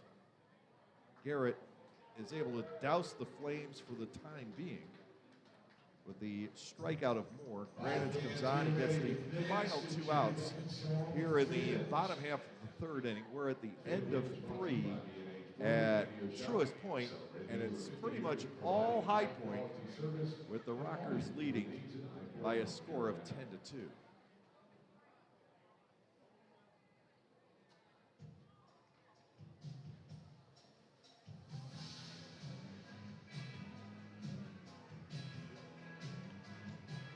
The Lexus NX is crafted to take on the modern adventure called life. Alexa, what's the quickest route home? With Amazon Alexa compatibility and the advanced Lexus safety system, the Lexus NX is modern utility for the modern world. Because modern obstacles require modern solutions. Experience amazing at your Lexus dealer. Amazon Alexa and all related logos are trademarks of Amazon.com Inc. or its affiliates. Not all Amazon Alexa functionality is available for in-vehicle use. At Clipper Magazine Stadium, we have hot dogs and popcorn, peanuts, soda, and nachos. But what if, say, you are only 3 months old and mom wants to have a night out and watch the Barnstormers? Well, thanks to May Grant Obstetrics and Gynecology, the littlest of Stormer fans now have a place to go for dinner during the game. Tots can take mom to the Little Sluggers dugout behind Section 13 at the stadium for a comfortable private feeding experience. A brightly painted room with comfortable furniture and TVs tuned to the game, it is the perfect spot for baby and mom during a night at the ballpark.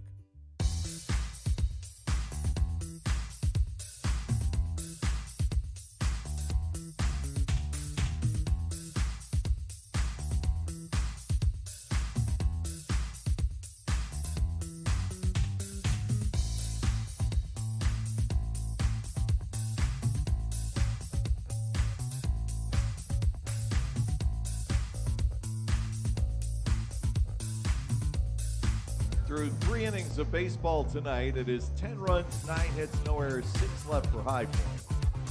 And the The Barnstormers have 2 runs on 3 hits with no errors and 2 left.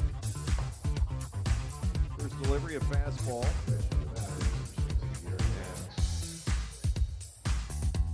Right-handed batter in for the Barnstormers. Works the count to 2-0. Granite's batting for himself.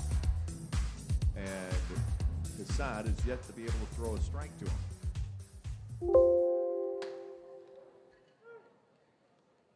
Fastball in there, 2-1. Garrett's a pretty athletic guy, so don't discount the possibility here of something happening. The 2-1 is outside and low. This is Dugan's spot, the DH spot, but the Barnstormers lost that as soon as Taggart came out. Garrett Granite's a chance to walk. Here comes the 3-1. Get a second strike. It's 3-2. Proponents of the designated hitter will make the argument that the DH is there. Give that thought again. Strike 3 called on the outside corner. The bat never left the shoulder for Garrett Granite. Second strikeout in a row for Cassad. Proponents of the designated hitter will say that it's not fair to ask a guy whose job is to play only once every 5 days to bat. Proponents of not having the designated hitter dismiss that. But it accentuates the argument with the double hook rules because it's the relievers that end up forced to bat, not the starters. And the relievers just don't have the opportunity to come up all that often. Big swing by Clark. He misses. It's 0-1. Ladarius single and an RBI back in the first inning. Now, pop up behind first base. Settling back is Arroyo, the second baseman with the catch. That is now 8 in a row. Set down by Cooper Cassad, and in a sense, it's 9. Melvin Mercedes safe on a fielder's choice to end the first inning. The play itself did not lead to an out, but when Dugan tried to score, he was thrown out. And we'll officially call it 8 in a row. Here is Mercedes, who is 0 for 1. Fastball across for a strike. It is 0-1.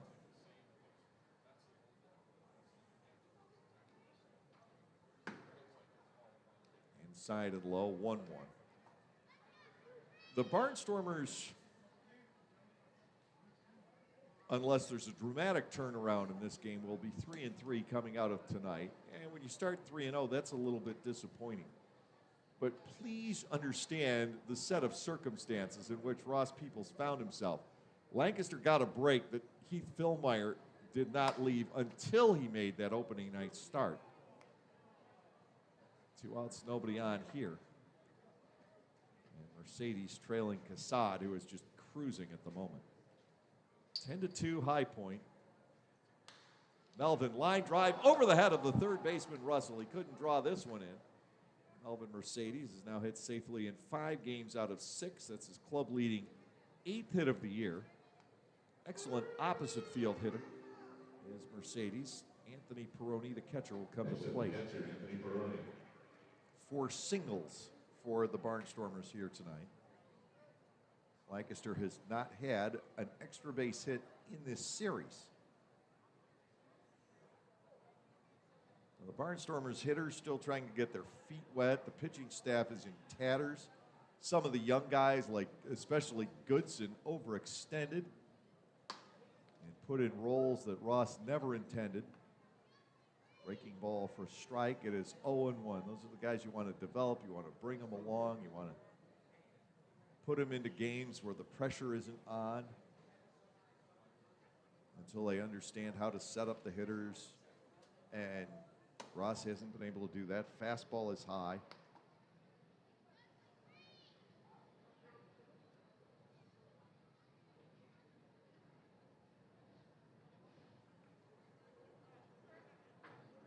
Mercedes, the runner at first base with 2 outs, being held loosely. That is torn into, but foul.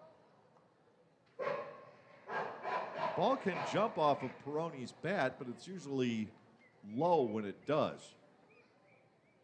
He's had a number of solid line drive base hits that hasn't hit for any power. It is 1-2 on the catcher. 2 outs, Mercedes the base runner. Cassad works out of the stretch and has the 8-run lead. Glance over toward first.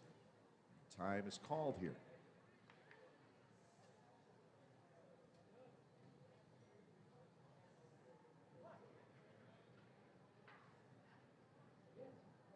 Defense back, 2 outs in the inning. Quesada Peroni bounces up there. A nice stop by Moore, who has been one of the better defensive catchers in this league in his New Britain days. 2 balls and 2 strikes.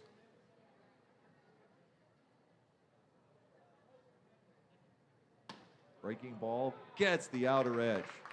Quesada sits down Peroni. All 3 strikeouts for Cooper Quesada have been looking to this inning. No runs on a hit, no errors, 1 left. We'll go to the bottom half of the 4th here at Truist Point. It is 10-2 in favor of the Rockers. For dinner, Tuesday, Thursday, 4:30 p.m. and 3 p.m.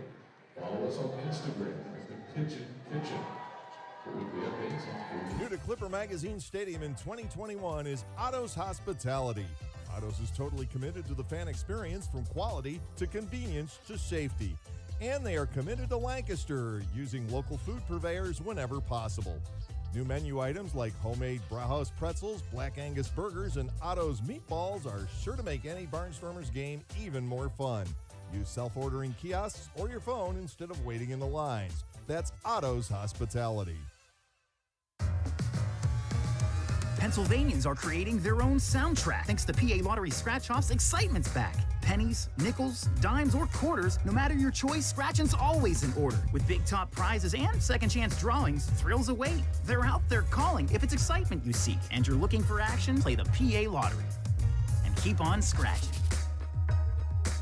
Must be 18 or older. Please play responsibly. Benefits older Pennsylvanians every day.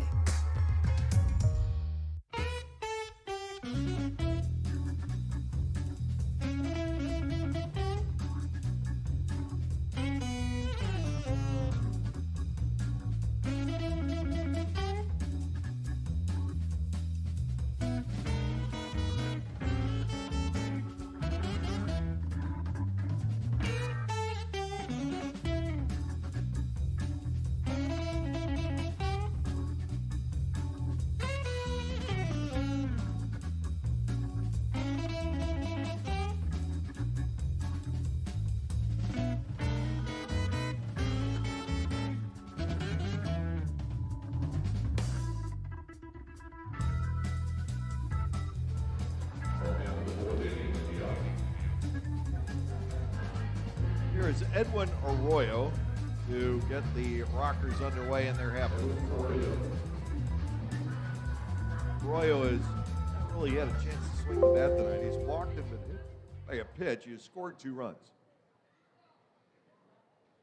Granitz brings it home. There's a swing. Foul ball to the Twines. No balls in the strike. Garrett got the final 2 outs in the 3rd inning around walking Stuart Levy. He did not give up an inherited run. He pinned the 2 that were out there when he came into the ball game. There's the hesitation by Granitz, still in flamingo mode. The pitch is sliced foul over the net toward the crowd on the 3rd base side. Granitz is ahead of Arroyo. No balls and 2 strikes. Garrett was with that Chicago Dogs ball club for a while last year. Arroyo was on it. Alemond, Scott Schumann, Kelly Dugan.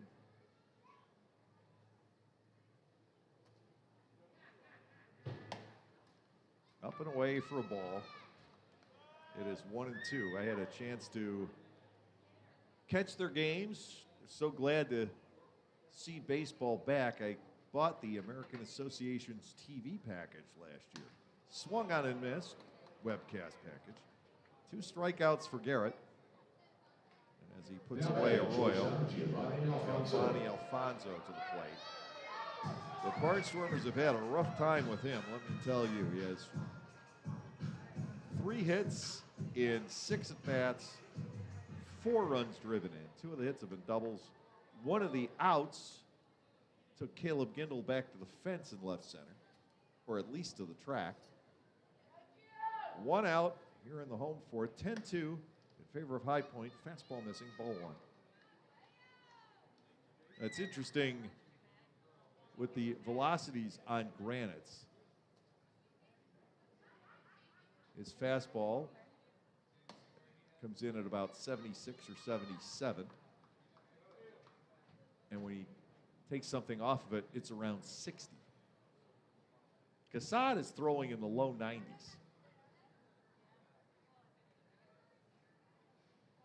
Granites brings it home. That's lined into center field, and Alfonso is 3 for 3. Nothing slowing him down this series. Not even the deliveries of Garrett Granites. 10 hits total for High Point.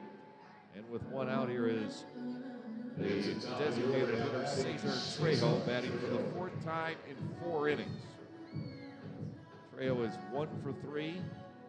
He has scored. He has driven 1 home. Barnstormers down by a bundle here.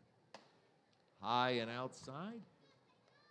Make it ball 1 on Trejo.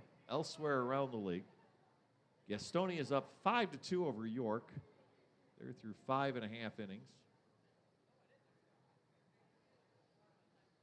Down at Caramount Health Park.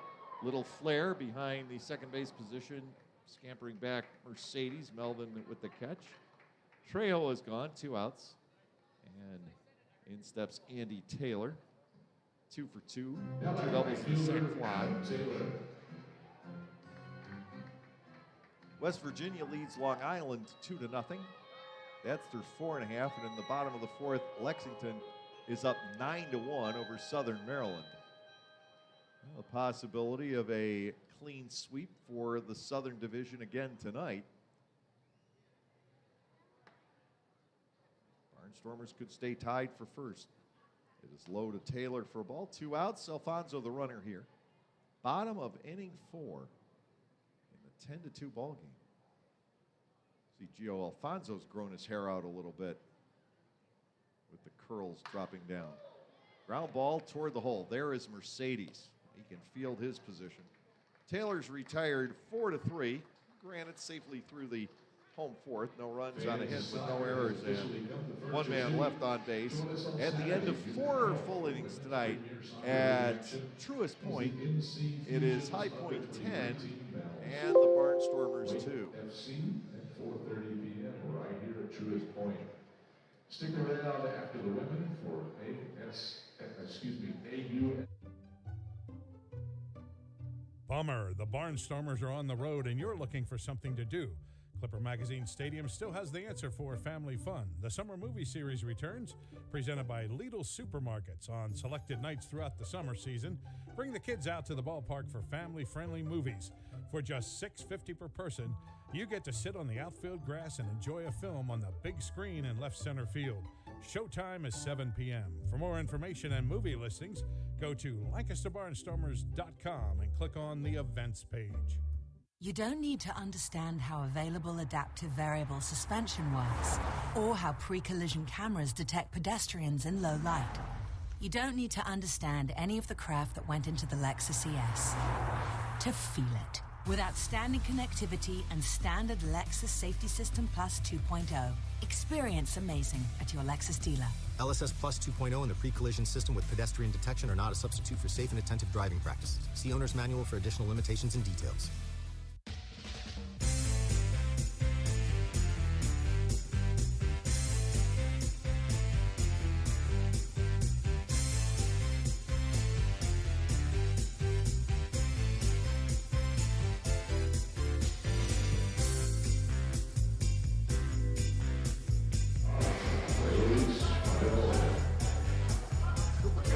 Has not made a start since 2018 or so. And he's got the opportunity to go 5 innings to get the win. His first pitch is a strike to Leo Luis Rendon. Starts off with the Barnstormers, grounded out to his counterpart first time up. Now he takes the ball and it's 1-1. Greg Alamond and Caleb Gindel will follow in the top of the 5th inning with High Point ahead by 8. All the way to the backstop, it is 2-1. Barnstormers will be home on Friday. York for 3, an off day Monday, and Gastonia will come in for 3. So you'll get your first look at the Honey Hunters coming in Tuesday through Thursday of next week. High, pop fly, foul, and out of play. To Rondon, 2 balls and 2 strikes. Plenty of excitement coming up this weekend, and it's York. Come on out. War of the Roses edition 14 will get underway. Play Luis Rondon, ground ball to third. Handled by Michael Russell. His throw is slightly low, but manageable for Morrison. Rondon out on a grounder for the second time today. 1 away. And Alamond will step into the batter's box. Blake is over 2. Fly out the left. Ground out the second. The Barnstormers still without an extra base hit in this series. The last extra base hit for this ball club was the leadoff double in the 9th inning on Sunday by Melvin Mercedes to left center field. He scored at the time a go-ahead run. First pitch fastball for a strike. It's 0-1 on Alemont.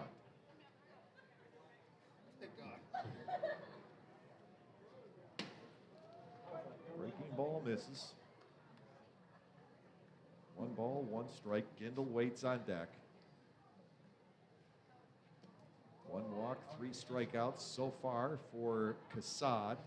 C-A-S-A-D. He spells his last name. 6-footer, 185 pounds. Just 25 years of age. Alemond.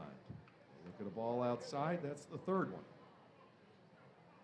He's got the advantage and a chance to get on base, and who knows. Casad will bring it home. Alemond gets the walk. Caleb Gindel about to step in, has the other one issued by the right-hander tonight. 1 out, 1 on. Gindel steps in. Caleb has walked and scored a run. Last time up, he flied out to deep right center field. The ball tracked down by Jared Mitchell. 1 out with a base runner for the Barnstormers. Casad facing Gindel for a 3rd time. The fastball is up. It is 1-0. Series concludes tomorrow night at 7, weather permitting. Again, it could be dicey here tomorrow. Good looking swing by Gindel. Definitely been off his feed for a few days, but looking much better out there tonight. 1-1. You talk to the veteran players who are having slower starts, they're not worried. They know it will come. Gindel didn't have a chance to play last year. Trayvon didn't have a chance to play. Galen didn't have a chance to play except whenever camps he had with the Israeli team. Not much attention being paid to Alemond, and Gindel now gets ball 3. It could be that Casad is tiring. We mentioned that he hasn't had a lot of opportunity to get many innings in over the past several seasons. Gindel now with a fly ball toward left center field. That one is hit pretty well, and that ball is going to be a ground rule double for Caleb Gindel. It hopped the wall out in left center field with Levy and Mitchell giving chase. 2 bags for Gindel, his 2nd double of the campaign. Probably cheated out of an RBI with that ball jumping over the fence. Here comes Frank Viola. Ace of years gone by for the Minnesota Twins and New York Mets. 1-time Cy Young winner. That World Series ring. He had a great career, did Frank Viola. A congenial man from Long Island originally, and boy does he sound like it, but he lives in North Carolina now, and that was why he was able to join the Rockers for their 1st season, and glad to be back here in 2021, and the league is glad to have him. Blake Galen will be the hitter. Galen has fouled out and grounded out. He has Alemond at 3rd, Gindel at 2nd with 1 out, and Lancaster trying to make this closer here in the top of the 5th inning. Galen a chance for some ribbies. Casad to the plate, and Gindel slices a foul into the High Point night, which fortunately is not the wet one we were anticipating. They moved me indoors because of the threat of rain, it didn't happen, but this still is a much better sight line to watch the game than out there above the High Point bullpen. Galen swings and misses. Cassad trying to fight back here in the 5th inning. He has the count to 0-2. Caleb Gindel, his second double of the season.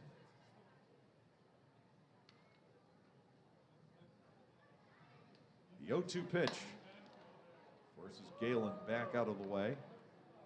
Ball 1, 2 strikes. They certainly would not expect Cassad to go past this 5th inning. There's likely action in the High Point bullpen. Breaking ball down around Galen's feet, so we go to 2 balls and 2 strikes. But unlike most other nights when I'm right on top of them, yeah, there is action, but I cannot stretch out far enough to see who's throwing. Blake Galen batting 2-2. He has 3 runs batted in on the season. The Cassad pitch, Galen pulls a ground ball, foul past Dela in the coach's box. Still 2 balls and 2 strikes. The Barnstormers' career leader in most offensive categories. He's missing stolen bases, which of course is Darian Sanford, and triples, which if I remember correctly is Lloyd Turner's. There's a hard hit ground ball, and Dela nimbly gets out of the way.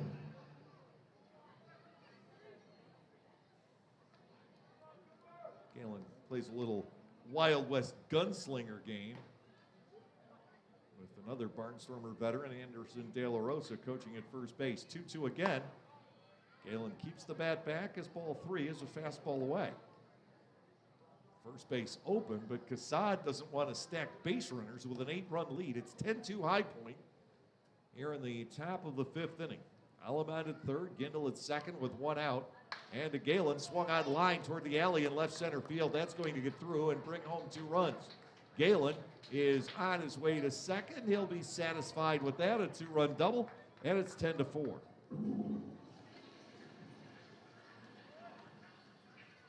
Gindel and Galen find the same left center field alley, putting a couple on the board. Cassad is going to be lifted. He almost got there, but Jamie Keefe is on the way. The starter coming up 2 outs shy of being able to get the win here tonight with the big lead. Starting to fade in the 5th inning, and Jamie Keefe doesn't want to take any chances. Got a pitching change. The Barnstormers have a couple of runs on the board, and while they replace the starter Cassad, we'll take a break for these. 72 years and 4 generations and still going strong. We are Gochnauer Appliances in East Petersburg, and we want to be your appliance store now and into the future. We sell all the best brand names of appliances at the very best prices. We also deliver, install, and service what we sell. Shop local and with your 4th-generation hometown appliance store. Come to Gochnauer Appliances and see what a great appliance purchase experience is all about. You can even shop from home now at Gochnauers.com. Thanks for your support. When everyone has a different craving, Wegmans Meals to Go has it all. All right now, all in one delivery. Pizza with the kids' favorite toppings. A delicious sub made the way you love. Fresh sushi for the whole group, and so much more. It's how busy people get busy eating the meals they love. Order on the Meals to Go app or at mealstogo.com to make everyone happy. Wegmans Meals to Go. All your favorite meals, all in one delivery.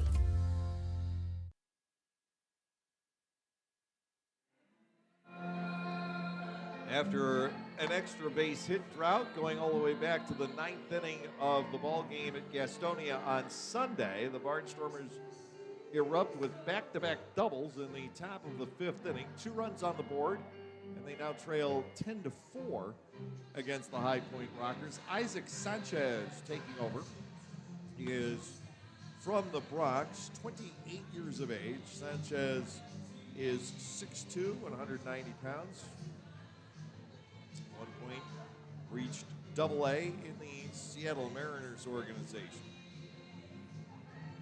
This is his third appearance of the year. He has thrown 3 scoreless innings, but he's allowed base runners. 3 hits and he's walked 2. He has struck out 4. The first man that he will face is Trayvon Robinson, who has singled and struck out looking in the game tonight. Cassad giving up 6 hits and 4 runs over 4 1/3 innings. Galen still his responsibility. Sanchez to Robinson. Trayvon pulls a weak grounder foul.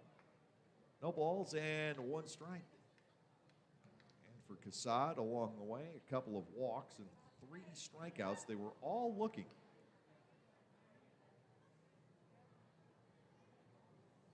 Trayvon Robinson batting 0-1. Galen leads off second. Sanchez, who seems somewhat long-legged at 6'2", delivers. And it's fouled out of play. Trayvon bats at 0-2. On deck for the Barnstormers is the pitcher spot, and Devon Torrance is out with a bat.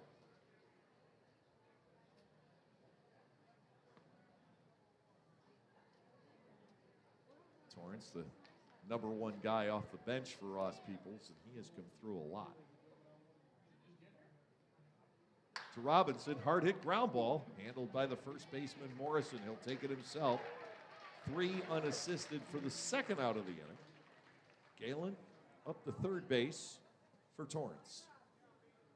Devon 5 out of 8 on the campaign. Last night, the first time he failed to reach base. He has gotten in every game. And last night he popped to the shortstop in his 1 at bat. 3 for 4 in his 1 start, and he's 2 for 4 with a walk as a pinch hitter.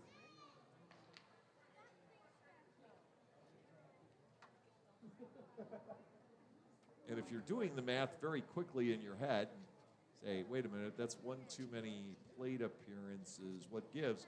Remember that in the 7-run inning on Thursday night, he batted twice and was technically a pinch hitter both times. Fastball is high, ball 1. The count to Torrance. Galen at third. We have 2 outs in the inning. 2 across for the Barnstormers. Sanchez will fire. That's outside. Ladarius Clark singled in the second Lancaster run back in the opening inning. Waits on deck. Clark doesn't have many hits, but he's been productive. And we've seen what he can do in the outfield as well.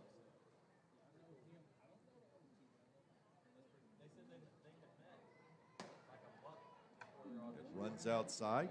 Torrance trying to work the count and get Clark up there, and we'll see how long the Barnstormers can push this inning. At least get Blake Galen home.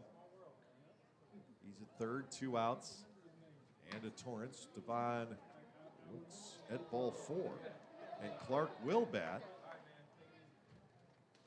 The Barnstormers have drawn their 3rd walk of the game. We've seen 8 walks and 7 strikeouts tonight. And still, the walk average, 11 per game coming in. And they just think that that is the lack of playing time that these players have had. Some guys got to go to a winter season for a short duration or play in the American Association last year, the Constellation Energy League, or the All-American Baseball Challenge, but it wasn't a full season. Darius Clark standing in with Galen at third, Torrance at first. Darius went for it all, fooled by a breaking ball, and it's 0-1. I didn't ask. I walked back from lunch with Ladarius today.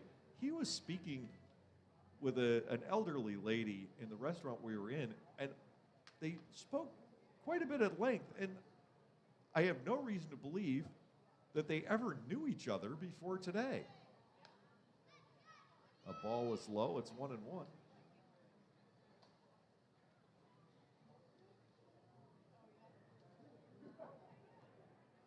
Barnstormers fans, if you get a chance to know him, you're going to like this fella. Goes by the nickname of Red. Bounces up there. Clark has the edge in the count. Mercedes, who has had more at-bats with the bases loaded by far than anybody else on this team, waits on deck, and conceivably he could be up there with the bases loaded. It's 2-1 on Ladarius Clark. Galen is at third and Torrance at first with 2 outs. The pitch by Sanchez, nicked foul right at the dish, and hopping around rather crazily, as if it had a mind of its own. It wasn't dominated by physics. 2-2.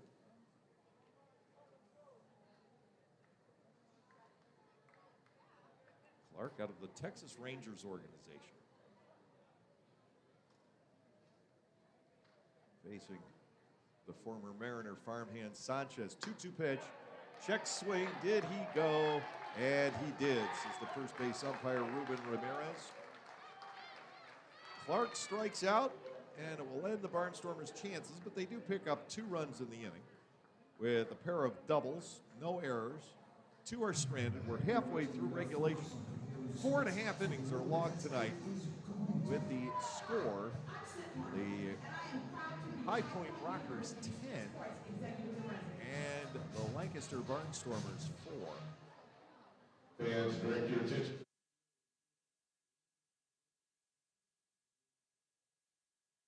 For the youth of our area, the Barnstormers are offering a wide variety of camps throughout the summer to teach everyone some tips on baseball and softball.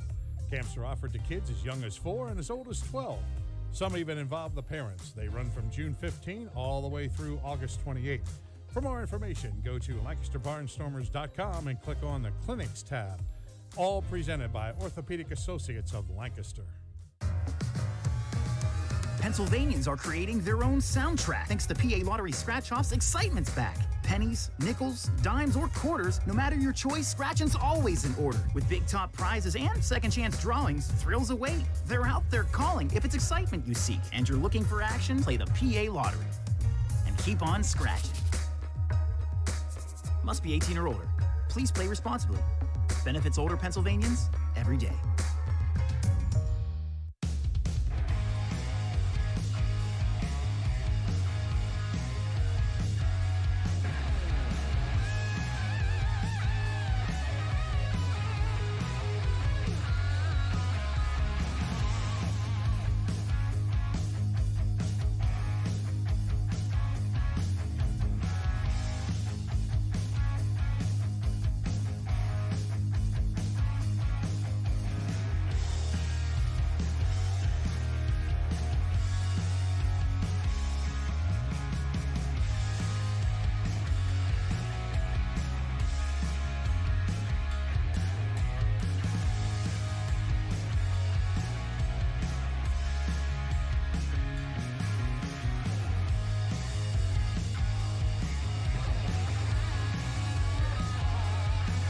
Next man up out of the Barnstormers bullpen is Dom DeSabatino.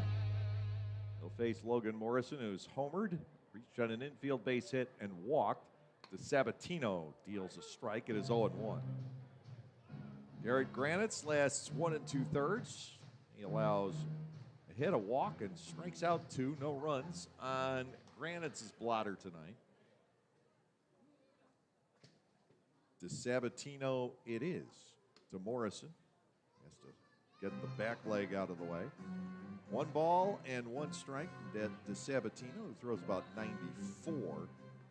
I remember when we had Jason Richardson back several years ago, and we had that promotion where if somebody hit 94 in the radar gun, poor Liz Welch had to run around giving out passes to this business. Morrison with a bomb deep to right field, way back. This one goes, and I'm not sure High Point contained it. Logan Morrison has his 3rd home run of the series. And just after the Barnstormers get a couple of runs on the board, he unloads again, and that one was mammoth. It actually might not have been any longer than the first one, which he hit to the fat part of the ballpark, but this one to a much shorter dimension and carried by, we'll say, a significant distance. Barnstormers have to find a way to avoid his bat. Now here is Michael Russell, 1 for 3 with a run batted in an 11-4 game. Bottom half of the 5th inning. DeSabatino to the plate, ground ball past the mound. Rendon charges, gets rid of it, and Russell goes down on the first pitch. We have one away. Jared Mitchell will coming to the plate. Now batting center fielder Jared Mitchell. Mitchell 0 for 2 with a walk. And a run scored here tonight. Everybody has gotten on base at least once for the Rockers. 11 hits, 11 runs. They've drawn 5 walks, had 2 men hit, and the feet get knocked out from underneath Jared Mitchell. DeSabatino badly inside and low. Up from the first base spot comes Eric Carmona to check, or Ruben Ramirez rather, to check on Eric Carmona. Calvin Baker over as well. He got that one, Mitchell didn't.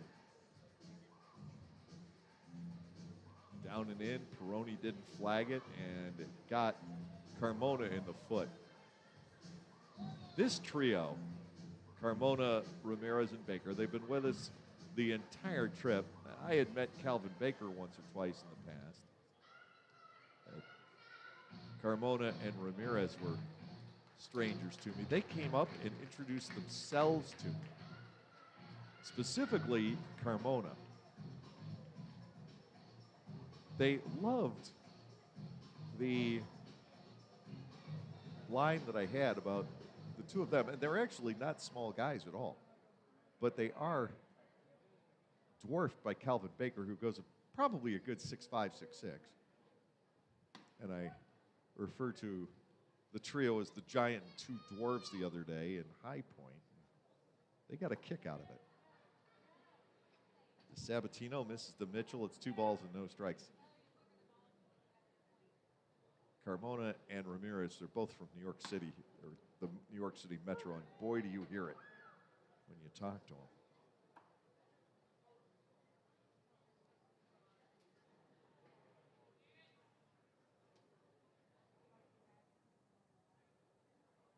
No, it exactly, neither one of them has the size of the umpires, the classic umpires, the big beefy guys. They're both slender in build. They've done a good job. We haven't had complaints at all from the ball club about the umpiring crew, not whatsoever, on this entire swing. Some grumbling about, well, the 4th member of the crew. Ball 3 missing to Mitchell. The 4th member of the crew being the eye in the sky. Again, maybe it's just a question of adjustment because they did tweak the zone a little bit. Jared Mitchell awaits the offering to Sabatino with a fastball. Swung on and missed, strike 3. Now batting left fielder Stuart Levy. Sabatino settling down after the home run. Strikeout number 5 for Lancaster pitching tonight. Here is Stuart Levy, who does not have a base hit, but he's been on twice.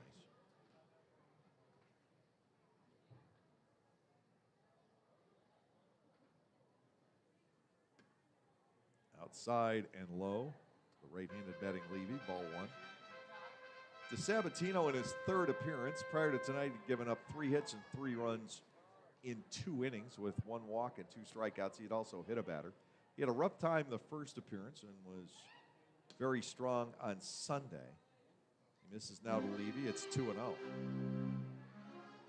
2 homers, 3 runs batted in for Morrison on a 3-for-3 night. Giovanni Alfonso 3 for 3 with a double and 3 runs batted in. They've been the biggest sticks for the Rockers in this game. 11-4, bottom half of the 5th inning. Dominic DeSabatino to the plate, and he twisted in for a called strike on Levy, make it 2-1. Right-hander, 6 feet 4 inches tall, out of Middletown, Delaware. Former San Diego Padres farmhand, Dominic DeSabatino. A check swing, and he did not go, says Ramirez.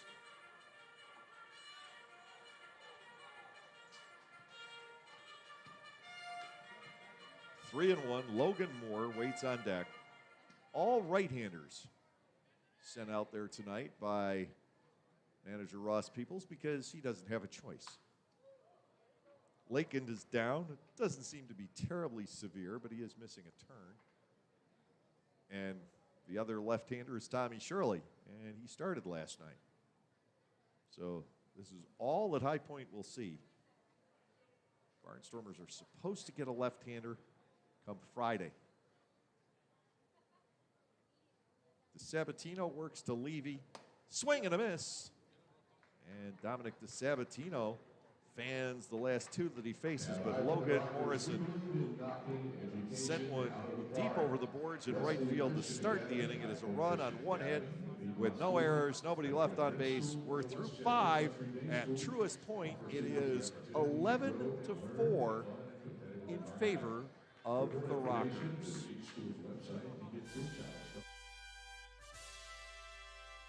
Did you know that the 2021 Lancaster Barnstormers Club has 2 players headed to the Summer Olympic Games in Tokyo, Japan? That's right, our own Blake Galen and Jared Lakeland are on their way to the Olympics as members of Team Israel. To help celebrate our 2 Olympians, Clipper Magazine Stadium will play host as Team Israel will take on the Susquehanna Valley Stars at noon on Saturday, July 17th as part of their training camp before heading to the Tokyo Games. For ticket information, go to LancasterBarnstormers.com's events link. There are those who say, leave well enough alone. If it isn't broken, don't fix it. You don't mess with success. while others have something quite different to say. The Lexus RX, with dynamic handling and available 12.3-inch touchscreen. It's the best-selling luxury crossover of all time. Experience amazing at your Lexus dealer.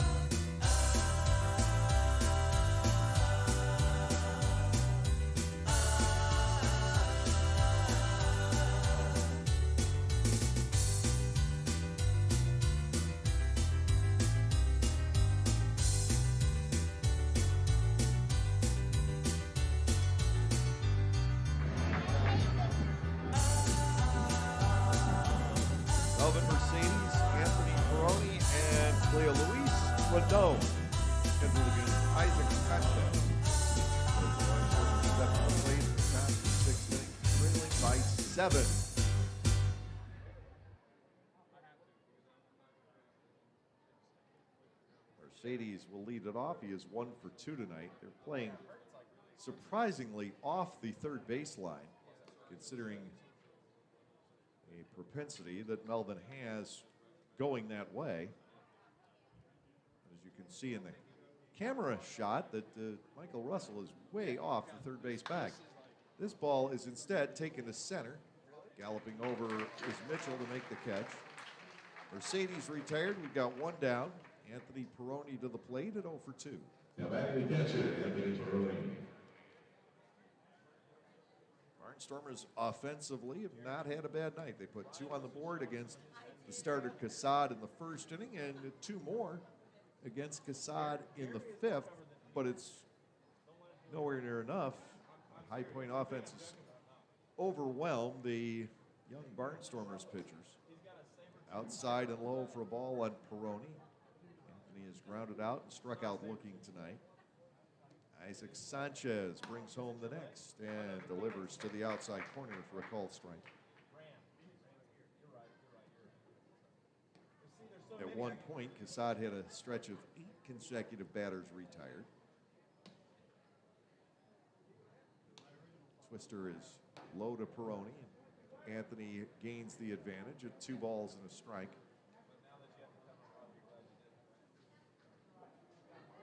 One out, base is clear. Off the outside edge, Anthony getting a good read there. 3-1. Blake Galen now 5 runs batted in for the season. One shy of the club lead. Peroni gets a rip in, fouls it over my head to go to 3-2. One more here tomorrow night, and as I say, weather permitting. The last forecast I saw appeared to indicate that the bulk of the rain was going to fall overnight tonight and into the daytime hours tomorrow. Peroni nicely works out the walk. The Barnstormers have a 1-out base runner. It's the second walk issued by Sanchez. And for those of you keeping track along with me, it is the 9th walk of the ball game tonight. Lea Luis from Doan, the batter. He's 0 for 2 on ground balls. Peroni won't be going anywhere with his ball club trailing by 7. He's loosely held by Morrison. A little more than loosely, but there's very little point. Rondon stands in against Sanchez.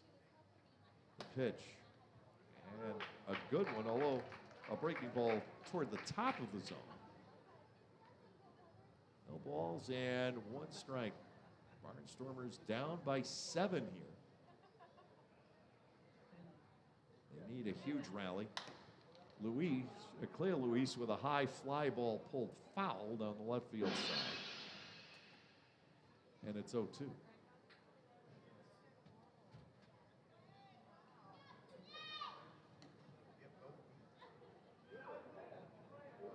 Isaac Sanchez, born and raised in the Bronx, much like Melvin Mercedes.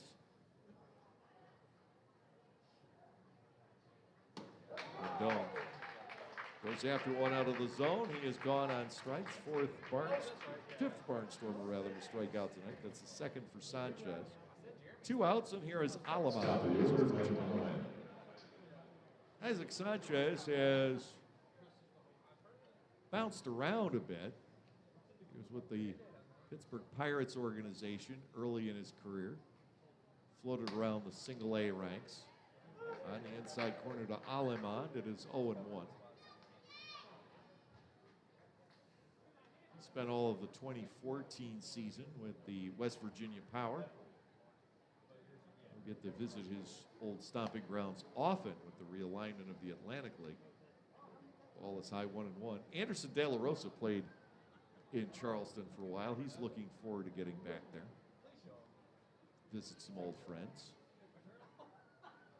Sanchez got as high as Bradenton in the Florida State League with the Pirates. Got to Double-A in 2016 with the Mariners.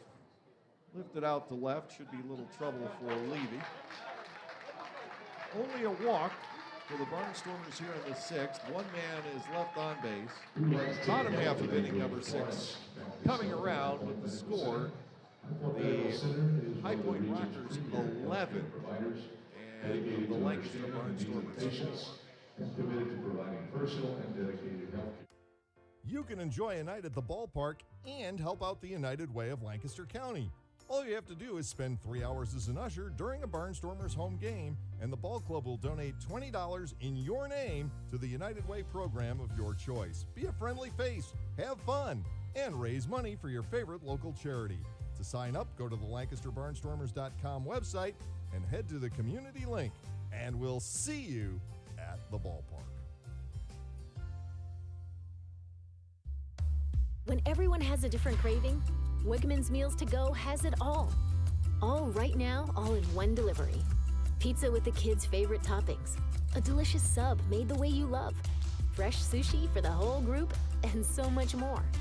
It's how busy people get busy eating the meals they love. Order on the Meals to Go app or at mealstogo.com to make everyone happy. Wegmans Meals to Go. All your favorite meals, all in one delivery.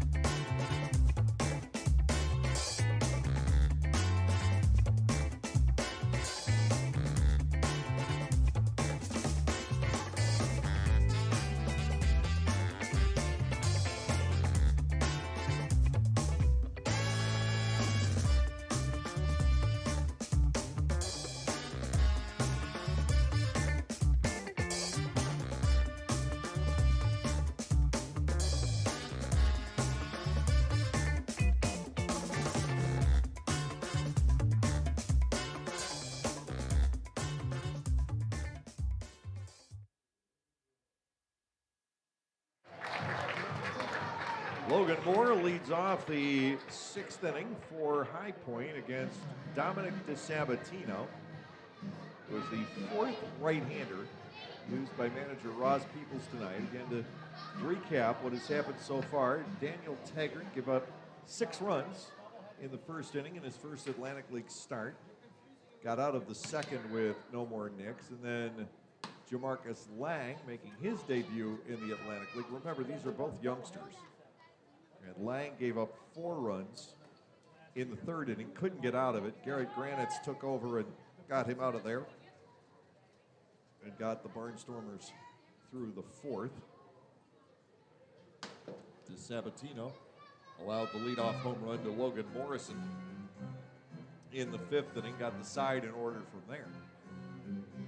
Granitz, the only guy with any remote ability to be described as a veteran out there for the Barnstormers tonight. And the one who didn't give up a run. Foul ball back into the net. Logan Moore, the left-handed batting receiver, is 1 for 2 with a couple of runs scored and a run batted in. He bats at 1 ball and 2 strikes against Garrett Granitz, leading off the bottom of the 6th inning. Or against DeSabatino, rather, not Granitz. They don't even look alike, not even close. 1-2 pitch, swung on and missed. And for DeSabatino, 3 punch-outs in a row. You got Mitchell and Levy in the 5th. Gets Moore to start the 6th. Barnstormers pitching has walked 5 and struck out 7. Edwin Arroyo hasn't put the ball in play tonight. He has walked, but hit by a pitch, and he has struck out 0 for 1 officially. One good thing about tonight, I don't have to pack up. Fastball is up to the switch hitting Arroyo. It's ball 1. But I am going to have to close the door. And believe me, I have it propped open with the table on which the camera sits to give you the best angle of this field I could come up with, given the situation. I had to use the open door, because otherwise you were going to get some glare. And in order to do that, I had to prop the door open. It closes automatically. So I'm going to have to move all this furniture before I leave, and I've got to be very careful exactly how I do that. I didn't think about that when I was setting all of this up a few hours ago, but I'm glad to be here.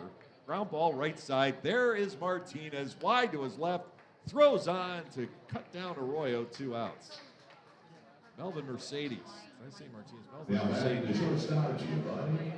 Mercedes. 2 outs. And, oh, here he is again, Giovanni Alfonso.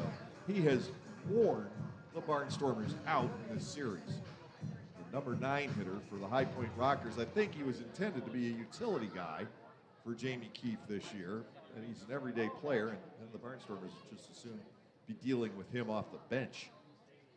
DeSabatino has 2 outs here in the bottom of the 6th. It's outside and low to Alfonso, ball 1 and no strikes. A fellow I've known since he was swinging a plastic bat around my office some 27 years ago.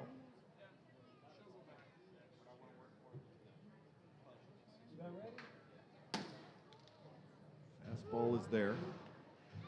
DeSabatino, since giving up that long home run to Morrison, has really pitched well. He's even with Alfonso at 1 ball and 1 strike. He's retired 5 in a row. The ball hasn't left the infield. The 1-1 pitch is strike 2, says the electronics. 1 and 2.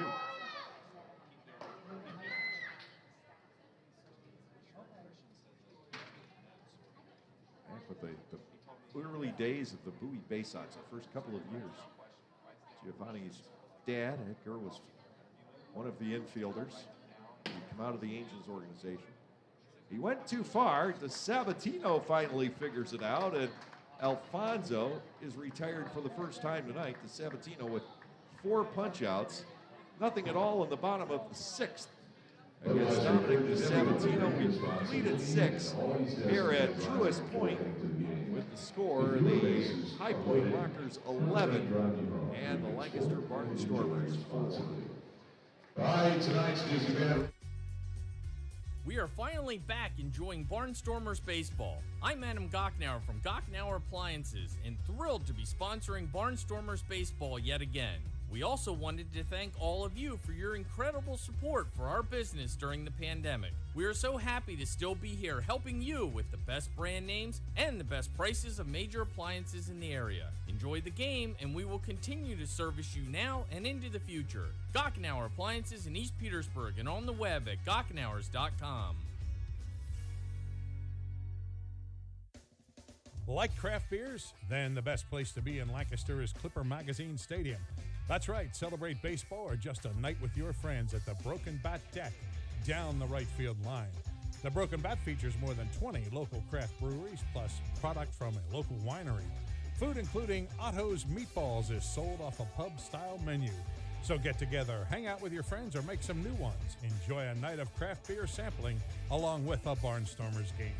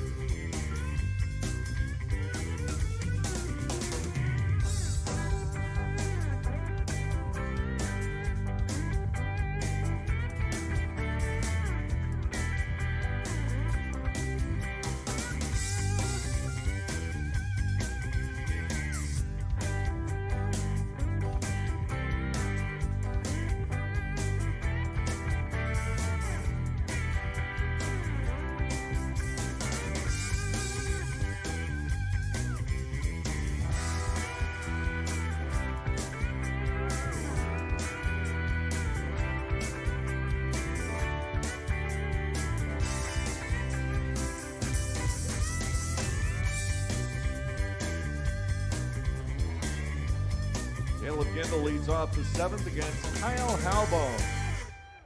Gindle, a walk and a double tonight. He has scored twice. Again, a good-looking swing. He fouled that back. It's 0-1. Caleb, for a few days, was looking a little bit tentative. Now pitching Kyle Halbine. Not tonight. He's let it fly, and he's hit the ball very well. At one time, he was retired. He flied out deep to right center. Halbine ready to serve it up. Gindle, another good-looking swing. He's not being cheated out there this evening. Foul ball back, and the count is 0-2. Blake Galen waits on deck. 11 runs on 11 hits with no errors. The Rockers have stranded 7. Here comes the 0-2, way upstairs. 1-2 to Gindle. And for the Barnstormers, 4 runs on 6 hits. They played error-free and left 6 runners on. 1-2, Gindle stays with it, fouling it off. That was that late swing where he didn't like the pitch, but certainly didn't want to take the risk of being rung up on strike 3. Facing the monstrous Kyle Halbine. He's 6'8" and about 245 from Long Island. In the dirt, Gindle has forced the count to 2-2. Went to Belmont Abbey, which is, we passed that along the way somewhere on this trip. Belmont, North Carolina, I think it was down near Gastonia. Then Kansas State, Spartanburg Methodist. The Gindle 2-2 swung on, and that ball is hit pretty well and into right field for a base hit. Third time Caleb's been on tonight. And let me tell you, that was a great at-bat for Gindle. He was getting his licks in. And finally, he is rewarded with the single into right. It brings on Blake Galen, who doubled to left center field, driving in a pair back in the 5th inning. Galen officially 1 for 3 in the ballgame. It seems like Blake isn't swinging the bat really well, but he's 5 for 18 with 5 runs batted in. You can't sneeze at that. It's just, we're waiting on that 100th home run, and it's just not coming. It will at Clipper Magazine Stadium. He owns Clipper Magazine Stadium. We can name it after him. First pitch is a strike to Galen. It is 0-1. Caleb Gindel with a lot more home run aptitude in our ballpark as well, but not like Galen. Swinging a foul ball back. Albon, the former Yankee and Angel farmhand, has Galen at 0-2. He was a Chicago Dog 2 years ago for a while, and then a high point here. 15 appearances, 1-0 with a 1.89 ERA. He'd been the closer for the Dogs. Breaking ball stays up. Galen batting at 1-2. Gindel, the base runner, opening up the 7th inning in an 11-4 ball game led by the Rockers. Galen starts the turn and keeps the bat back. Ball 2 breaks into the, put quotation marks around it, dirt, because it isn't really. Just carpet of a different color and a lower pile. Galen, 2-2 pitch, lined out to center field. In his tracks is Mitchell for the first out.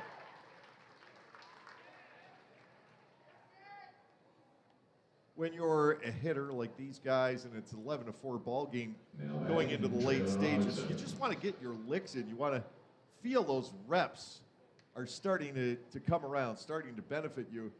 Gindel and Galen have looked really solid at the plate in this game. Trayvon Robinson's trying. He did reach once. He is singled. 1 out of 3 for Trayvon. Albon ready to go. And the ball is inside and low, 1-0. On deck is the pitcher spot. And Anderson De La Rosa is going to bat for the first time this year. Unless Robinson were to hit into a double play, we'll see Della in this inning. Ooh, look out, Trayvon.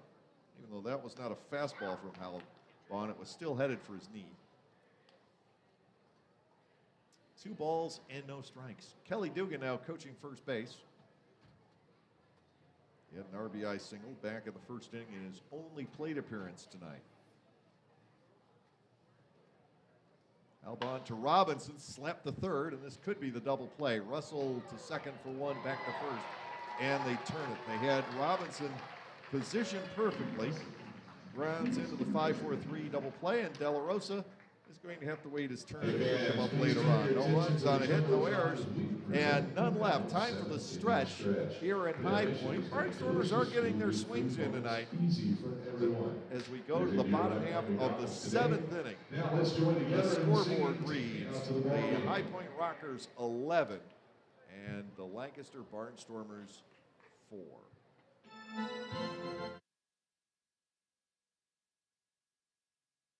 Localflavor.com, local flavor. Localflavor.com, local flavor. Excuse me, are you saying localflavor.com? Oh, yeah, it's where I save big bucks on all kinds of things. Home improvement projects, dining out, family fun, electronics, jewelry, clothing. I even bought my wife a fancy spa package for half price. Half price? Yep, you know all the deals you find in Clipper Magazine. I love Clipper Magazine. Well, they're all on localflavor.com too. And you can get them right on your phone thanks to localflavor.com's mobile app. Here, take a look. Well, this app is amazing. Look at all these restaurants, amusement parks, car washes, fitness centers. This is worth sharing about. Exactly. Localflavor.com online, the Local Flavor mobile app, and Clipper Magazine together. It's like a triple play. Do the cheer again. I'm in. Localflavor.com, local flavor. Come on, everybody!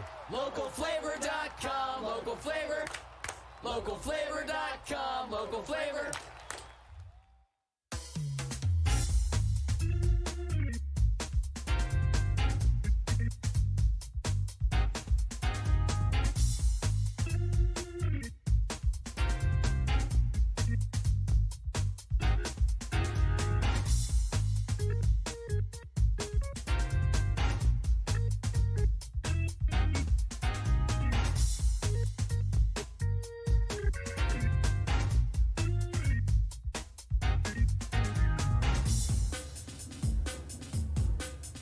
This is vintage Ross Peoples Joel Espinal had the rough go last night. He never got out.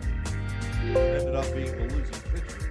So in an 11-4 ball game loss, wants to send him right back out there to boost his confidence. He'll be facing James McGowan as a pinch hitter for the pitcher's spot. Leadoff spot in the batting order. Cesar Trejo had been the designated hitter. He came out when Cooper Casad came out. Espinal to the plate, and his fastball is up and away. Ball one, no strikes. Espinal has struggled with his control, but last night was really the first time he had a bad outing. This is his fourth of the season. Soft line drive. Right there is Melvin Mercedes. And immediately a better start to an inning for Yoel than he has had previously. Now batting number 21, One man down. Taylor.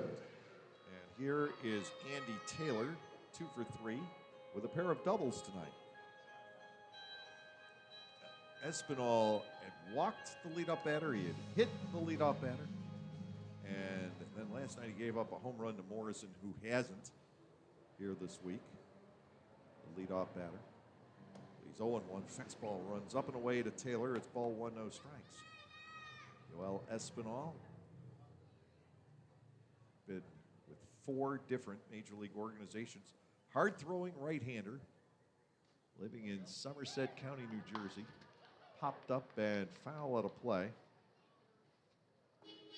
Why do I think that if they were still in the Atlantic League, Brett Jody and John Hutton would have gotten their hooks on Espinal?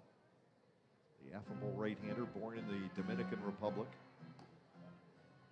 Taylor batting on deck is, it's Logan Morrison again. Come on.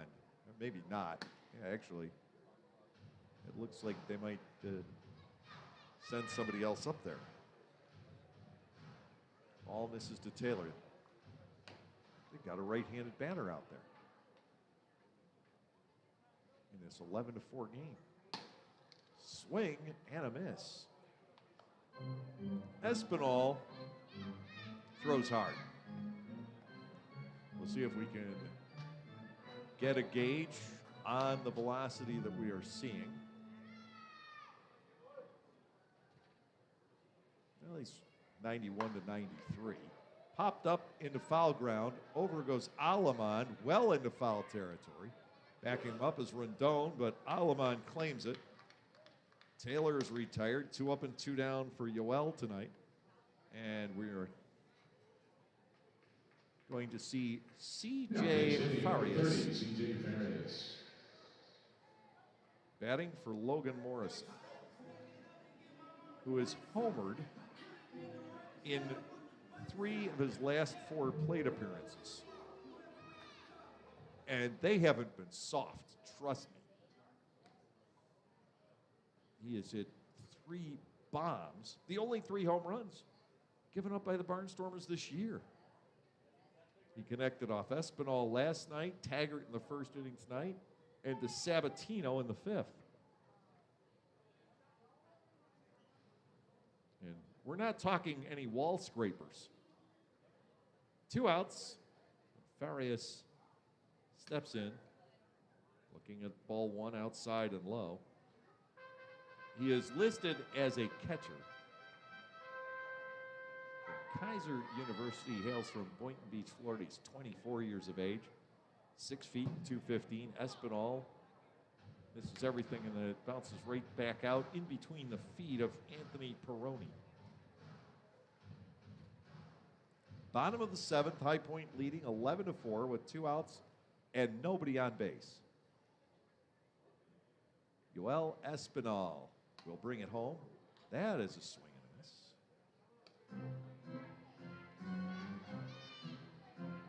2 balls, 1 strike with 2 outs here. Series finale, road trip finale coming up tomorrow night. And then we bid adieu to North Carolina for quite some time. Inside, and Farias is hit by the pitch, bringing on the third baseman, Russell, who's 1 for 4.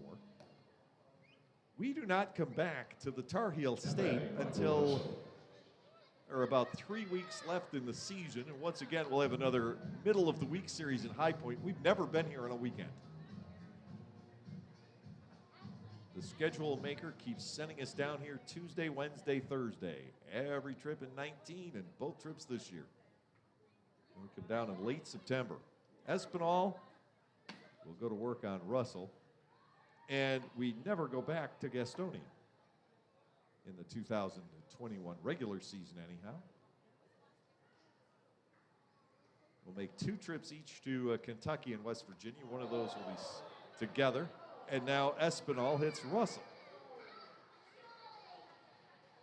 Yoel means nothing by this. Barnstormers pitching has actually hit 4 batters in the game tonight. Fortunately, no Rockers have been injured by any of the 4. The batter will be Mitchell. 0 for 3 with a walk on his. Now batting number 3, Jared Mitchell. 5 walks, 4 hit batters.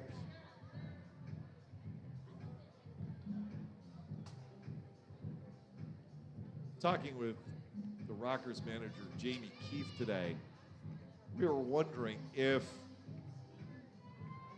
the Atlantic League will relax the rules about signing players when other leagues end. They will all be on schedule. They'll all end in early September. We go to October 10th. Fouled away. Mitchell bats 0-1 against Espinal.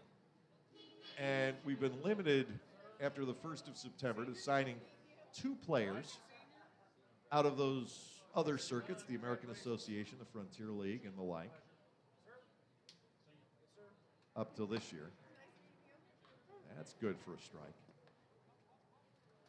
But this year, if we're still running short, they may want to rethink that and allow us to take 4 or 5.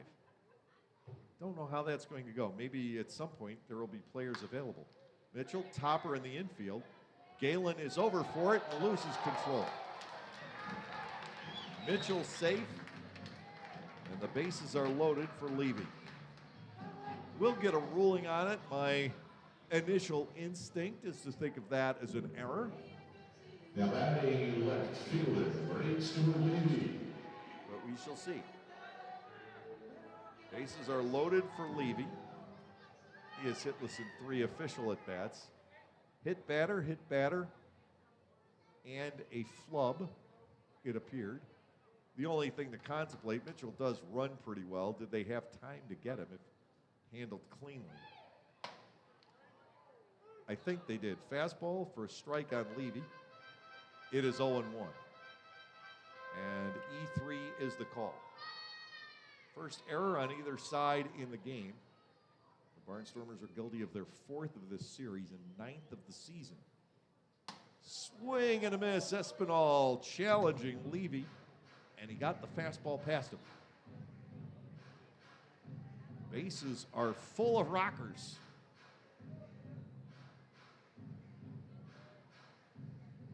They put the error on the wrong side on the scoreboard. They gave it the high point, but it is a Lancaster bobble. Farias off 3rd, Russell off 2nd, Mitchell off 1st. The breaking ball chews up Levy. Espinal with the strikeout, and he's out of the inning.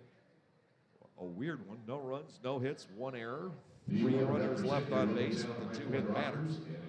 We will head to the 8th inning of baseball tonight. It is High Point 11 and the Barnstormers 4. Be sure to visit before you leave today so you can browse our large selection of Rockers merchandise. The Lexus NX is crafted to take on the modern adventure called life. Alexa, what's the quickest route home? With Amazon Alexa compatibility and the advanced Lexus safety system, the Lexus NX is modern utility for the modern world. Because modern obstacles require modern solutions. Experience amazing at your Lexus dealer. Amazon Alexa and all related logos are trademarks of Amazon.com Inc. or its affiliates. Not all Amazon Alexa functionality is available for in-vehicle use. At Clipper Magazine Stadium, we have hot dogs and popcorn, peanuts, soda, and nachos. But what if, say, you are only 3 months old and mom wants to have a night out and watch the Barnstormers? Well, thanks to May Grant Obstetrics and Gynecology, the littlest of Stormer fans now have a place to go for dinner during the game. Tots can take mom to the Little Sluggers dugout behind Section 13 at the stadium for a comfortable private feeding experience. A brightly painted room with comfortable furniture and TVs tuned to the game, it is the perfect spot for baby and mom during a night at the ballpark.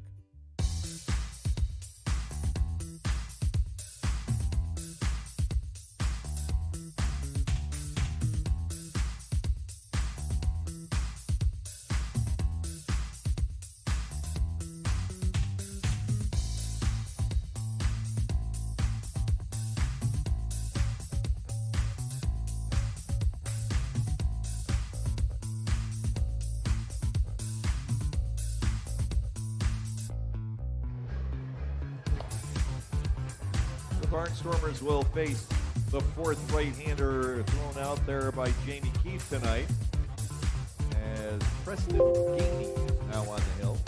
Kyle Albon through the seventh inning, gave up a base hit. Faced just 3 batters thanks to the double play. And for the Barnstormers, it will be John DeZamba leading off here in the 8th inning. DeZamba batting for the first time on the year. Left-handed hitter. Now, he is from Lancaster, New York. That's the way they pronounce it in the Buffalo suburbs. We could, in Lancaster, Pennsylvania, think of that as the heathen way, but it's just their preference. It's Lancaster, New York, outside of Buffalo. The pitch to DeZamba, and that is a ball from Gainey, 1-0. John DeZamba was in this league previously as a Southern Maryland Blue Crab, a little bit of time with the New Britain Bees. He has not been around the past few seasons because he was becoming a daddy. And where he played is kind of a curious league. I never knew this existed, but there is a league. They play about 24 games a year in the province of Ontario with places like Hamilton and Barrie. Kitchener, ground ball. That's down the line at first, and fair. Good play is turned in by Farias, and he underhands to Gainey covering. The out on DeZamba goes 3-1. And DeZamba tore up that league. He batted like .411 over the last 3 years. 1 out here in the 8th inning. And Ladarius Clark will take his turn. Ladarius 1 for 3 with a run batted in the game. Lancaster with 4 runs on 7 hits so far tonight, but not nearly enough to match the Rockers and their 11 runs. Clark digs in against Gainey. The right-hander fires, challenges Ladarius, a swing and a miss. It's 0-1. Preston Gainey from Boca Raton, Florida. 30 years of age, 6'3", 205 pounds. He pitched at the Naval Academy in Annapolis. Swing and a miss. It is 0-2, so there's a little bit of a military feel on this High Point Ball Club. We talked about Andy Taylor earlier and his time with the Army National Guard. 0-2. Another fastball and a swing and a miss by Ladarius Clark. 2 up, 2 down. Here in the Barnstormers half of the 8th inning, Melvin Mercedes, who's gotten a couple of ribs in tonight. He's 1 for 3. He will step to the plate. Just 4 outs left of the Barnstormers tonight. They're on the verge of losing their 3rd straight, dropping 1-run games on Sunday and here last night. Road trip concludes tomorrow. You'd love to see the Barnstormers come home 4-3. It could be 3-3 with a rainout if this forecast holds. There's supposed to be some really devilish weather coming through North Carolina and Virginia tomorrow. Gainey up and away with a fastball, 2-0. Anthony Peroni, the catcher, due next.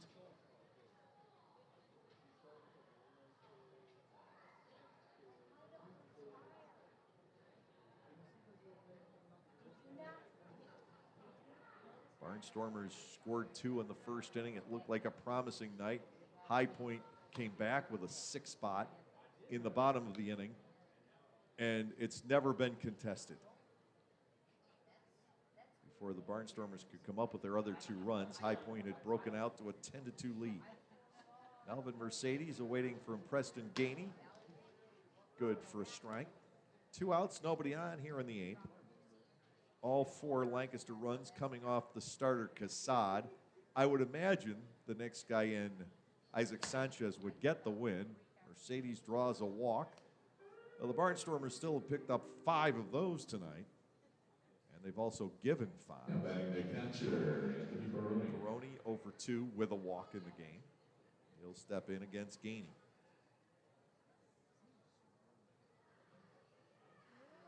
Hands off to Dominic DeSabatino for getting through his work without walking anybody.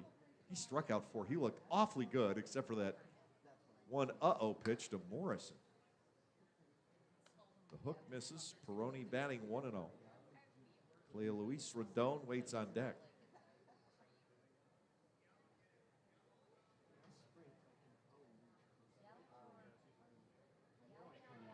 Pitch to Anthony. Swing and a miss at the heat from Gainey.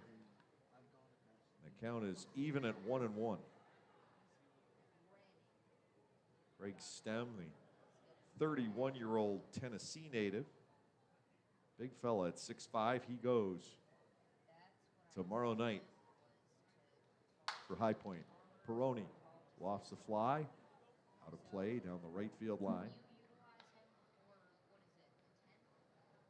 Still battling. It's 1-2 against Gainey. We have not seen a left-handed pitcher in the game tonight. And if we do, it's going to be Bryce Hensley. Pitcher we have not seen in this series. Brian Clark's the closer now, and Luke Westfall's the starter. Just got a piece of it, did Peroni. He's sticking around. And a ball and 2 strikes. So we're supposed to start at 7 o'clock tomorrow night. But they're going to keep an eye on the weather forecast. It's possible we're going to be in storms all day. And they're using that S word, severe. On the outside corner, strike 3 called. A walk and 1 left for the Barnstormers in the top half of the 8th inning. We'll head to the bottom portion. And we'll see where Ross is going to go here. It's going to be Caleb Gindel making his mound debut for the Barnstormers.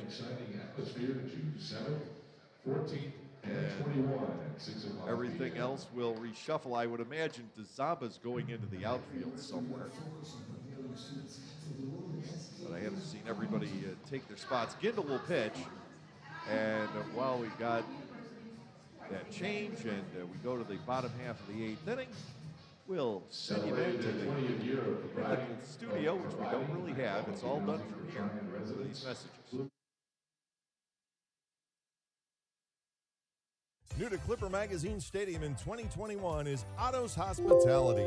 Otto's is totally committed to the fan experience, from quality to convenience to safety. And they are committed to Lancaster, using local food purveyors whenever possible.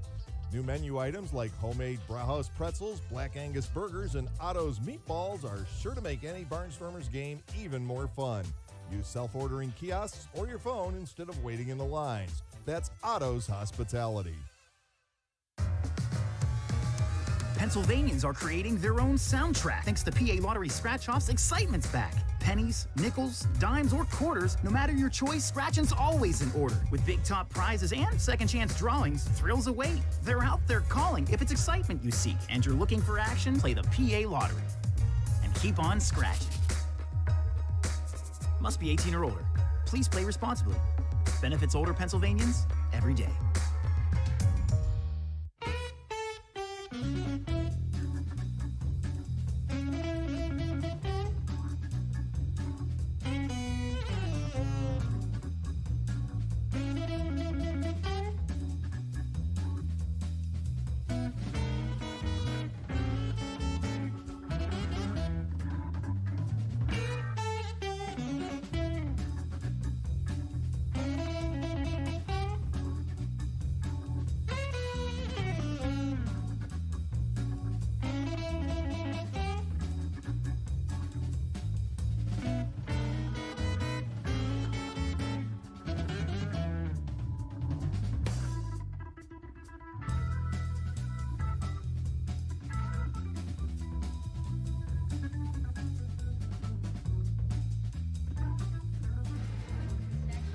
The Barnstormers have done some defensive shuffling. with Gindel taking over on the hill. John DeZamba stays in the game, but at third base.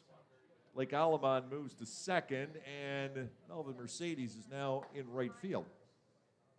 The batter is Logan Moore against Gindel, and Caleb's first pitch connects for a strike. It is 0-1. You know how much Gindel loves to pitch. He was, in his area, the player of the year in high school, both as an outfielder and as a pitcher. He is low for a ball, 1-1. He had a win a couple of years ago for Richmond, but it wasn't until last year when Gindel was really considered a two-way player. Bouncing ball, charging it is Alamon from his second base position. He flips to first. Moore is out 4-3. Gindel makes his first appearance on the mound. We thought we were going to see this over the weekend, the one game where he was the DH. We really expected him to pitch. Wasn't the case. Now here is Arroyo turning around to bat right-handed. 0-2, a walk and an HBP tonight. Well, the pitcher spot is number 2 in the lineup with Gindel. Inside and low. It is ball 1 and no strikes on Arroyo. 11-4 our score. Gindel saw a lot of action on the hill in 2019. Ouch, that ball is pounded deep left field. Way back it goes, and the walls will not contain it. Edwin Arroyo with the home run, and it's now 12-4. Well, there's been no question about them when they've been hit.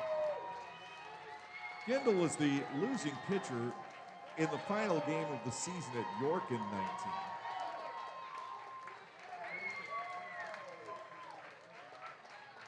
Now he gives up a booming home run to Arroyo. Pinch hitting number 5, J.R. DiSarcina. We're going to have Gary DiSarcina's son, J.R. DiSarcina, bat for Alfonso. Both teams using this 12-4 ball game to utilize some guys in different roles. Gindel was 0-2 in 19. 6.62 ERA over his 19 appearances. He walked 19, that was the biggest problem. Spanked on the left side, diving try by Rendon comes up short. And DiSarcina has a base hit. That is the 13th for the Rockers. Espinal worked the 7th inning. He hit 2 batters, struck out 1, and got out of a bases loaded jam following the error. Now pitch hitting number 13, Joe Johnson. Now we've got Joe Johnson, who was the winning pitcher last night, batting in the pitcher spot. Gainey had been the last. It's 12-4 in the bottom of the 8th inning. A ball game that's probably once again going to last 3 hours plus. Will be 6 out of 6. The only place in the Atlantic League where they have played a ball game in under 3 hours has been Charleston. And they have gotten every game but one in and under 3 hours there. Off the glove of Peroni, and Gindel got crossed up. We'll see how that one is scored. I'd be leaning past ball, but whatever, it moves DiSarcina to second with 1 away. Here, as was also the case in Gastonia, we have to wait for it to be posted. A wild pitch, I was incorrect. Gindel delivers. Big swing by Johnson and a foul ball there. Johnson is a much younger and inexperienced version of Gindel. He is an outfielder and pitcher on this High Point Ball Club. You need guys like this right now. The pitch does not reach the outside corner. Runner at second base is DiSarcina.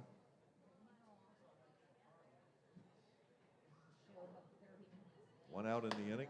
Swing and a miss. And we go to 3 balls and 2 strikes on Johnson. Home run by Arroyo. DiCarcina with the ground ball single into left field. Popped up foul. And we will continue.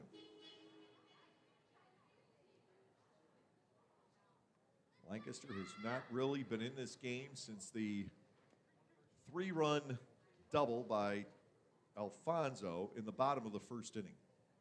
Here's a pitch. High in the air out the left field.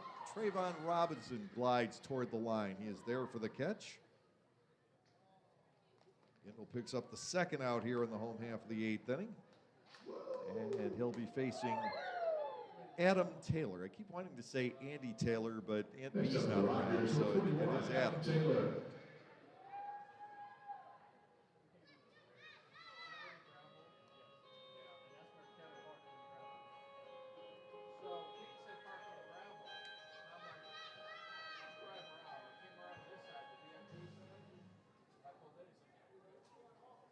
Here's the motion by Gindel. Deals to the lefty. He's too close with it. Ball 1 and no strikes.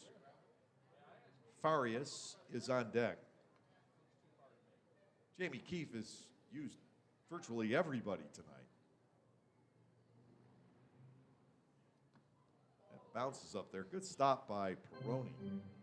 The fact that he caught that, knocking it down wasn't going to be so much the issue, but actually flagging that one. Wow. 12-4, 14 hits now.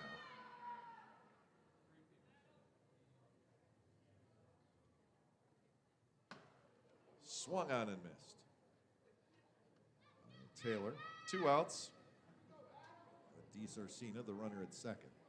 13 hits. The scoreboard out in right field says 14, but as soon as I said it, I was like, that's not right.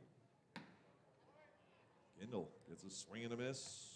Again out of Taylor.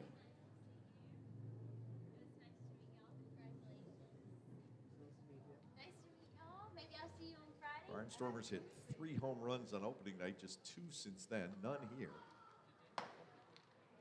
Caleb's fastball is upstairs. 3 balls, 2 strikes, 2 outs. The runner is not forced. DiCarcina is just going to loiter at second base until the ball's put into play, if it is put into play. 3-2, skips up there, ball 4. First and second for Farias, who was hit by a fastball from Espinal last inning. Barnstormers pitching has walked 6 now, hit 4, Now batting number 30, CJ. allowed 13 hits. There was 1 error, so that's 24 base runners. And you're just not going to get away with that. Farias bats with runners at first and second and takes a ball. It's 1-0. Rendon, Alemán, and then Gindel scheduled for the Barnstormers in the 9th. So you know Caleb just about has to finish this 8th inning. But he's struggling now. Ball 2 is low. 2 balls, no strikes on Farias. Michael Russell waits on deck. The Rockers are on their 6th trip through the batting order. It's just the 8th inning. Ball 3 is low. As they have left the bases loaded twice in this game. 10 runners left on base total for High Point. A dozen runs on the board. That fastball is there.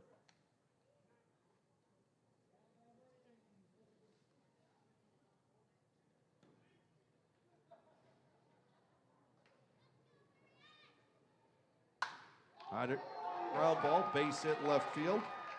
Pulling up at third is DiCarcina. Taylor will stop at second. There's the 14th hit. And Russell comes to the plate. Ross Peoples is going to use his final timeout. Lopsided ball game, High Point leading by the score of 12-4.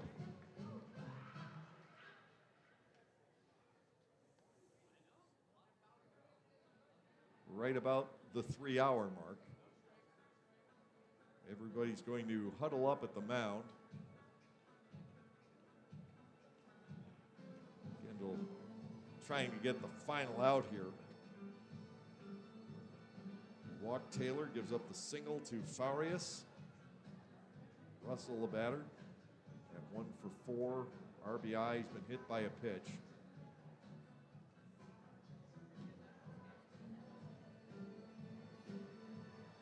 High Point has the possibility, we mentioned this earlier, they scored 13 runs against York a couple of days ago.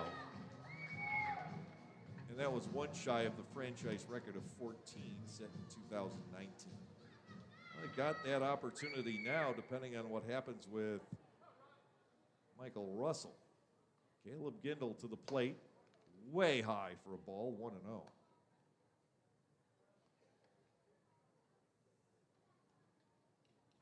Ball game tomorrow night, and then the 7-hour trip back home for the opener on Friday. Upstairs, it's 2-0. And hopefully the Barnstormers have this game out of their system. Caleb Gindel, 2-0 pitch. Almost hit him. It's ball 3. Jared Mitchell is the on-deck batter.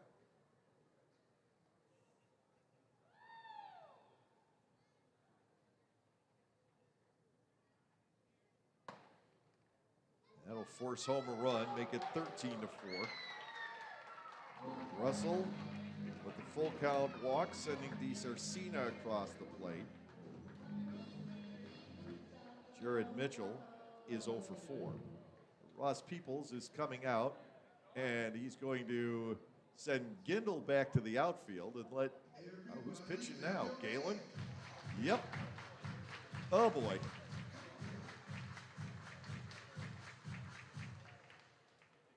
Well, this will make the box score look really funny. Gindel's going to play first. There won't be any more jostling. They just exchanged gloves.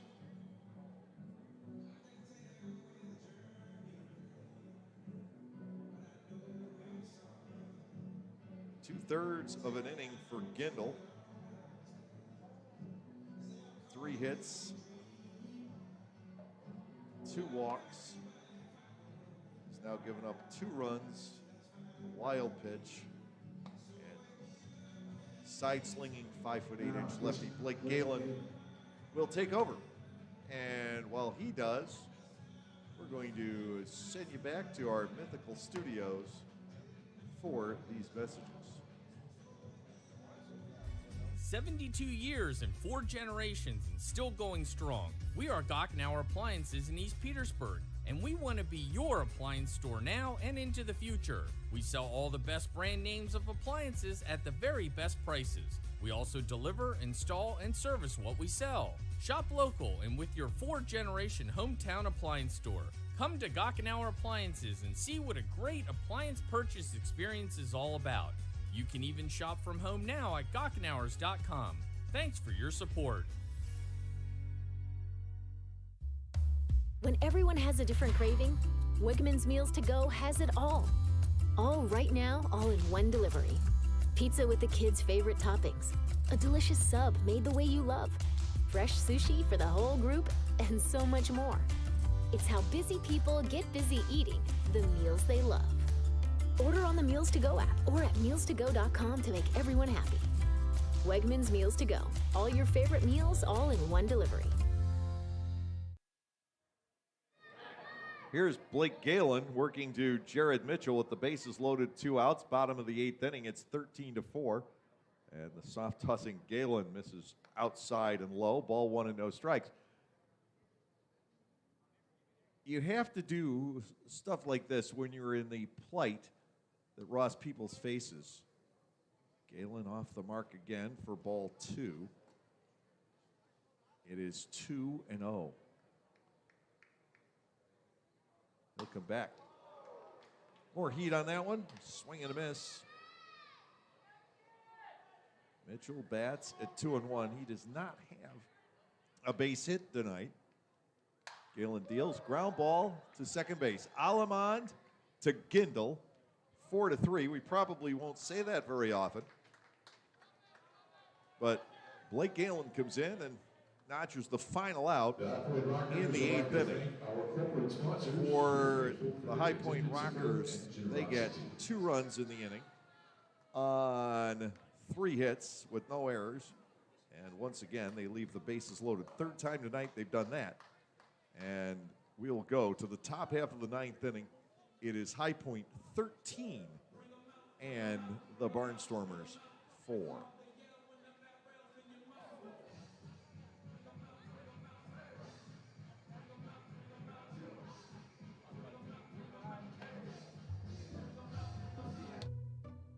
Bummer, the Barnstormers are on the road and you're looking for something to do. Clipper Magazine Stadium still has the answer for family fun. The summer movie series returns, presented by Lidl Supermarkets on selected nights throughout the summer season. Bring the kids out to the ballpark for family-friendly movies. For just $6.50 per person, you get to sit on the outfield grass and enjoy a film on the big screen in left center field. Showtime is 7 p.m. For more information and movie listings, go to LancasterBarnstormers.com and click on the events page. You don't need to understand how available adaptive variable suspension works or how pre-collision cameras detect pedestrians in low light. You don't need to understand any of the craft that went into the Lexus ES to feel it. With outstanding connectivity and standard Lexus Safety System Plus 2.0, experience amazing at your Lexus dealer. LSS Plus 2.0 and the pre-collision system with pedestrian detection are not a substitute for safe and attentive driving practices. See owner's manual for additional limitations and details.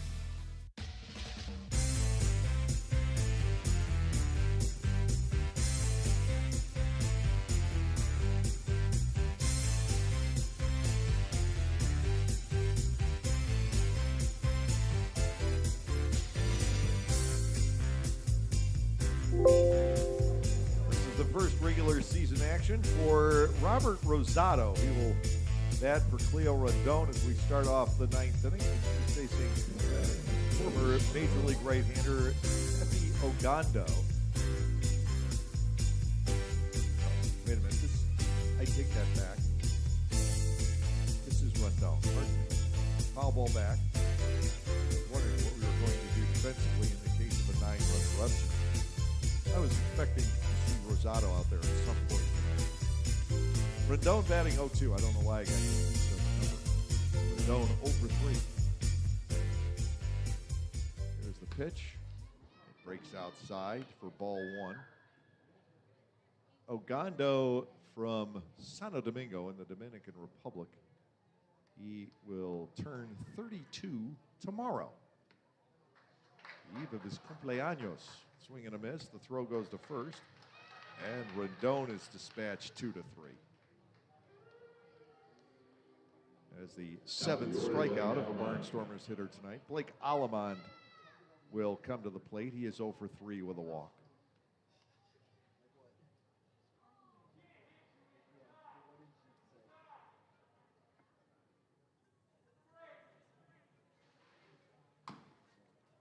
Tapped foul. Alamond now the second baseman. So we try to keep track of the merry-go-round of Barnstormers players defensively.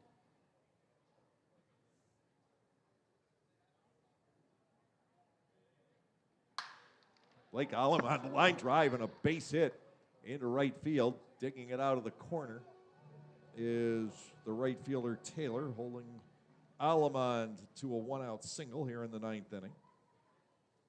Barnstormers base hit number 8. And here's the right fielder turned pitcher turned first baseman tonight, Caleb Gindel, who has had himself a healthy night at the plate. He has walked, flied out deep to right center, doubled to left center, and singled to right. They're still bothering to hold Alamond, and Gindel torches one into right field. He's got a base hit. So a 3-hit night for Caleb. Blake Galen, who is now the pitcher in the ball game, will step in. 2 line drives blistered back-to-back by Alamond and Gindel. Hits 8 and 9 for the Barnstormers in the game. Galen is 1 for 4, but he's hit the ball well the last 2 trips. Gindle's starting to get it turned on. Look out. A 3-hit game for him tonight. 6 on the season now for Gindle. To Galen. Fastball is there from Ogando. It is 0-1. Barnstormers have had a respectable night at the plate.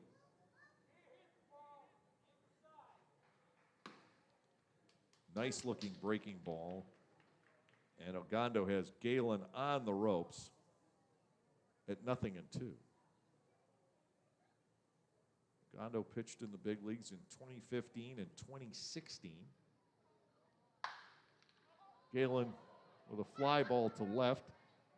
Playable easily for Levy. He barely has to move. Out number 2. And Trayvon Robinson is the final hope for the Barnstormers here tonight in a 9-run ball game. Now adding Trayvon Robinson. Ogando was with the Phillies and the Marlins. The Phillies in 15, the Marlins in 16. 18 total Major League games for him. Robinson stands in at 1 for 4.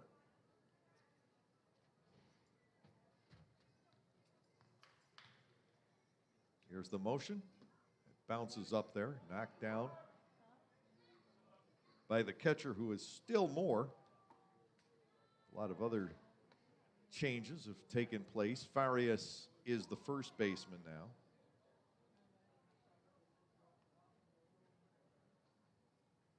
Ogando is the 5th pitcher. High hopper on the right side. That is Arroyo to Farias to end the ball game 4-3 tonight.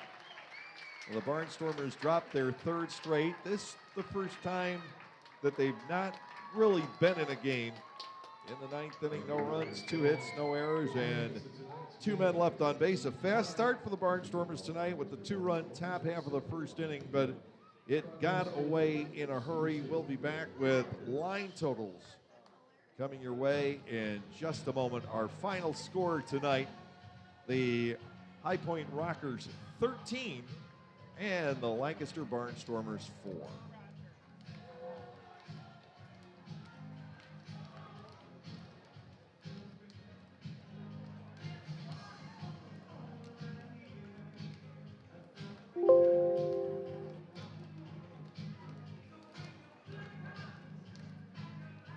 For the youth of our area, the Barnstormers are offering a wide variety of camps throughout the summer to teach everyone some tips on baseball and softball. Camps are offered to kids as young as 4 and as old as 12. Some even involve the parents. They run from June 15 all the way through August 28. For more information, go to LancasterBarnstormers.com and click on the Clinics tab. All presented by Orthopedic Associates of Lancaster. Pennsylvanians are creating their own soundtrack. Thanks to PA Lottery Scratch-Offs, excitement's back. Pennies, nickels, dimes, or quarters, no matter your choice, scratching's always in order. With big top prizes and second chance drawings, thrills await. They're out there calling. If it's excitement you seek and you're looking for action, play the PA Lottery. And keep on scratching. Must be 18 or older. Please play responsibly. Benefits older Pennsylvanians every day.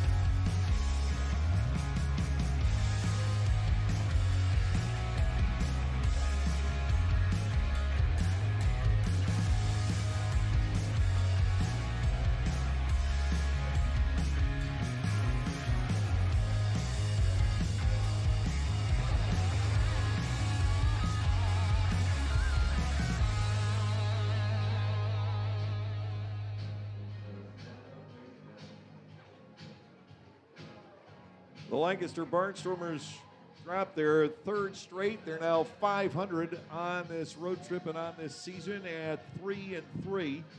For High Point tonight, 13 runs on 14 hits with no errors, 13 runners left on base. And Lancaster with 4 runs on 9 hits, 1 error, and 9 left. Isaac Sanchez records the win. That was scorekeeper's discretion, but he went the longest of the 4 relievers who all pitched shutout baseball. So Sanchez with the victory. He is 1-0. Starter Danny Taggart absorbs the loss for the Barnstormers, 0-1 on his record for the season. No save in the ball game. 3 home runs on the High Point side. The first 2 by Logan Morrison, a 2-run shot in the first inning, a solo blast in inning number 5, his second and third home runs of the series and the season. And Edwin Arroyo connected, batting right-handed in the bottom of the 8th inning for his first home run of the campaign. 3 hours, 8 minutes, time of the game, 12:58 here at Truist Point for the second game of this 3-game series. The Barnstormers struck for 2 in the top of the first inning on consecutive 2-out RBI singles by Kelly Dugan and Ladarius Clark, but that lead was very short-lived. The third batter for the High Point Rockers was Logan Morrison, and he sent the 2-run shot to right center field following a double by Adam Taylor. It was 2-2, but Danny Taggart still couldn't get out of the inning. With 2 outs, Jared Mitchell walked. Stuart Levy was hit by a pitch. Logan Moore singled into right field, driving in one for 3-2 lead. Then following a walk to Arroyo, Giovanni Alfonso plugged the gap in right center field for a base-clearing double. High Point took a 6-2 lead. They would score 4 more in the third inning against newcomer Jamarcus Lang, who along the way gave up 2 walks, hit a batter, served up a wild pitch, and allowed 3 singles, all of that combining for the 4-run third inning. The game was out of hand with the Rockers leading 10-2. The Barnstormers got 2 back on a 2-run double to left center field by Blake Galen in the 5th, but the home runs continued in the 5th inning. Morrison in the 8th inning. Arroyo, a bases-loaded walk, driving in the final run for the High Point Rockers tonight. The Barnstormers with the first one-sided defeat of the season after dropping a pair of 1-run games back-to-back. This one tonight, 13-4. But again, just consider the situation in which Ross Peoples finds himself after 5 pitchers have had their contracts purchased by major league organizations. The ranks are thin. He has brought in some younger, lesser experienced pitchers. The first 2 in the ball game tonight, Taggart and Lane, certainly had their share of difficulty. By the time the night was over, Russ used Caleb Gindel and Blake Galen just to pick up some outs in the 8th inning. He used, along the way in this one, 7 different pitchers. And once again, tomorrow night, there's going to be a lot of pressure on Andrew Chitora, who threw 106 pitches in his Atlantic League debut, his first start of the season, back on Saturday against the Gastonia Honey Hunters. It was not a brilliant performance for Andro by any stretch of the imagination, but it was a gritty one. He gutted it out, kept the Barnstormers in the game, and they would eventually go on to win by the score of 6-5 on Saturday evening. So if we do get a game in tomorrow night, about 95% is going to be Chitora with the baseball for the Barnstormers. I don't have that confirmed with manager Ross Peoples, and that is also contingent if Brooks Hall is able to make it back and make the start for the Barnstormers on Friday. So that's the story for tonight. The Barnstormers fall to the High Point Rockers. The final was 13-4. Good night for Caleb Gindel at the plate.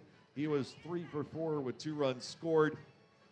Blake Galen, a 2-run double, RBI singles for Kelly Dugan and Ladarius Clark. So we'll be with you again tomorrow night at about 5 minutes before the 7 o'clock hour, weather permitting, with the finale of this 3-game series. Until then, for all the cast and crew back at Clipper Magazine Stadium and our presenting sponsor, Gockenauer Appliances of East Petersburg, I'm Dave Collins. Have a great evening, everyone, and come Friday, when we have a big family reunion. We'll see you at the ballpark.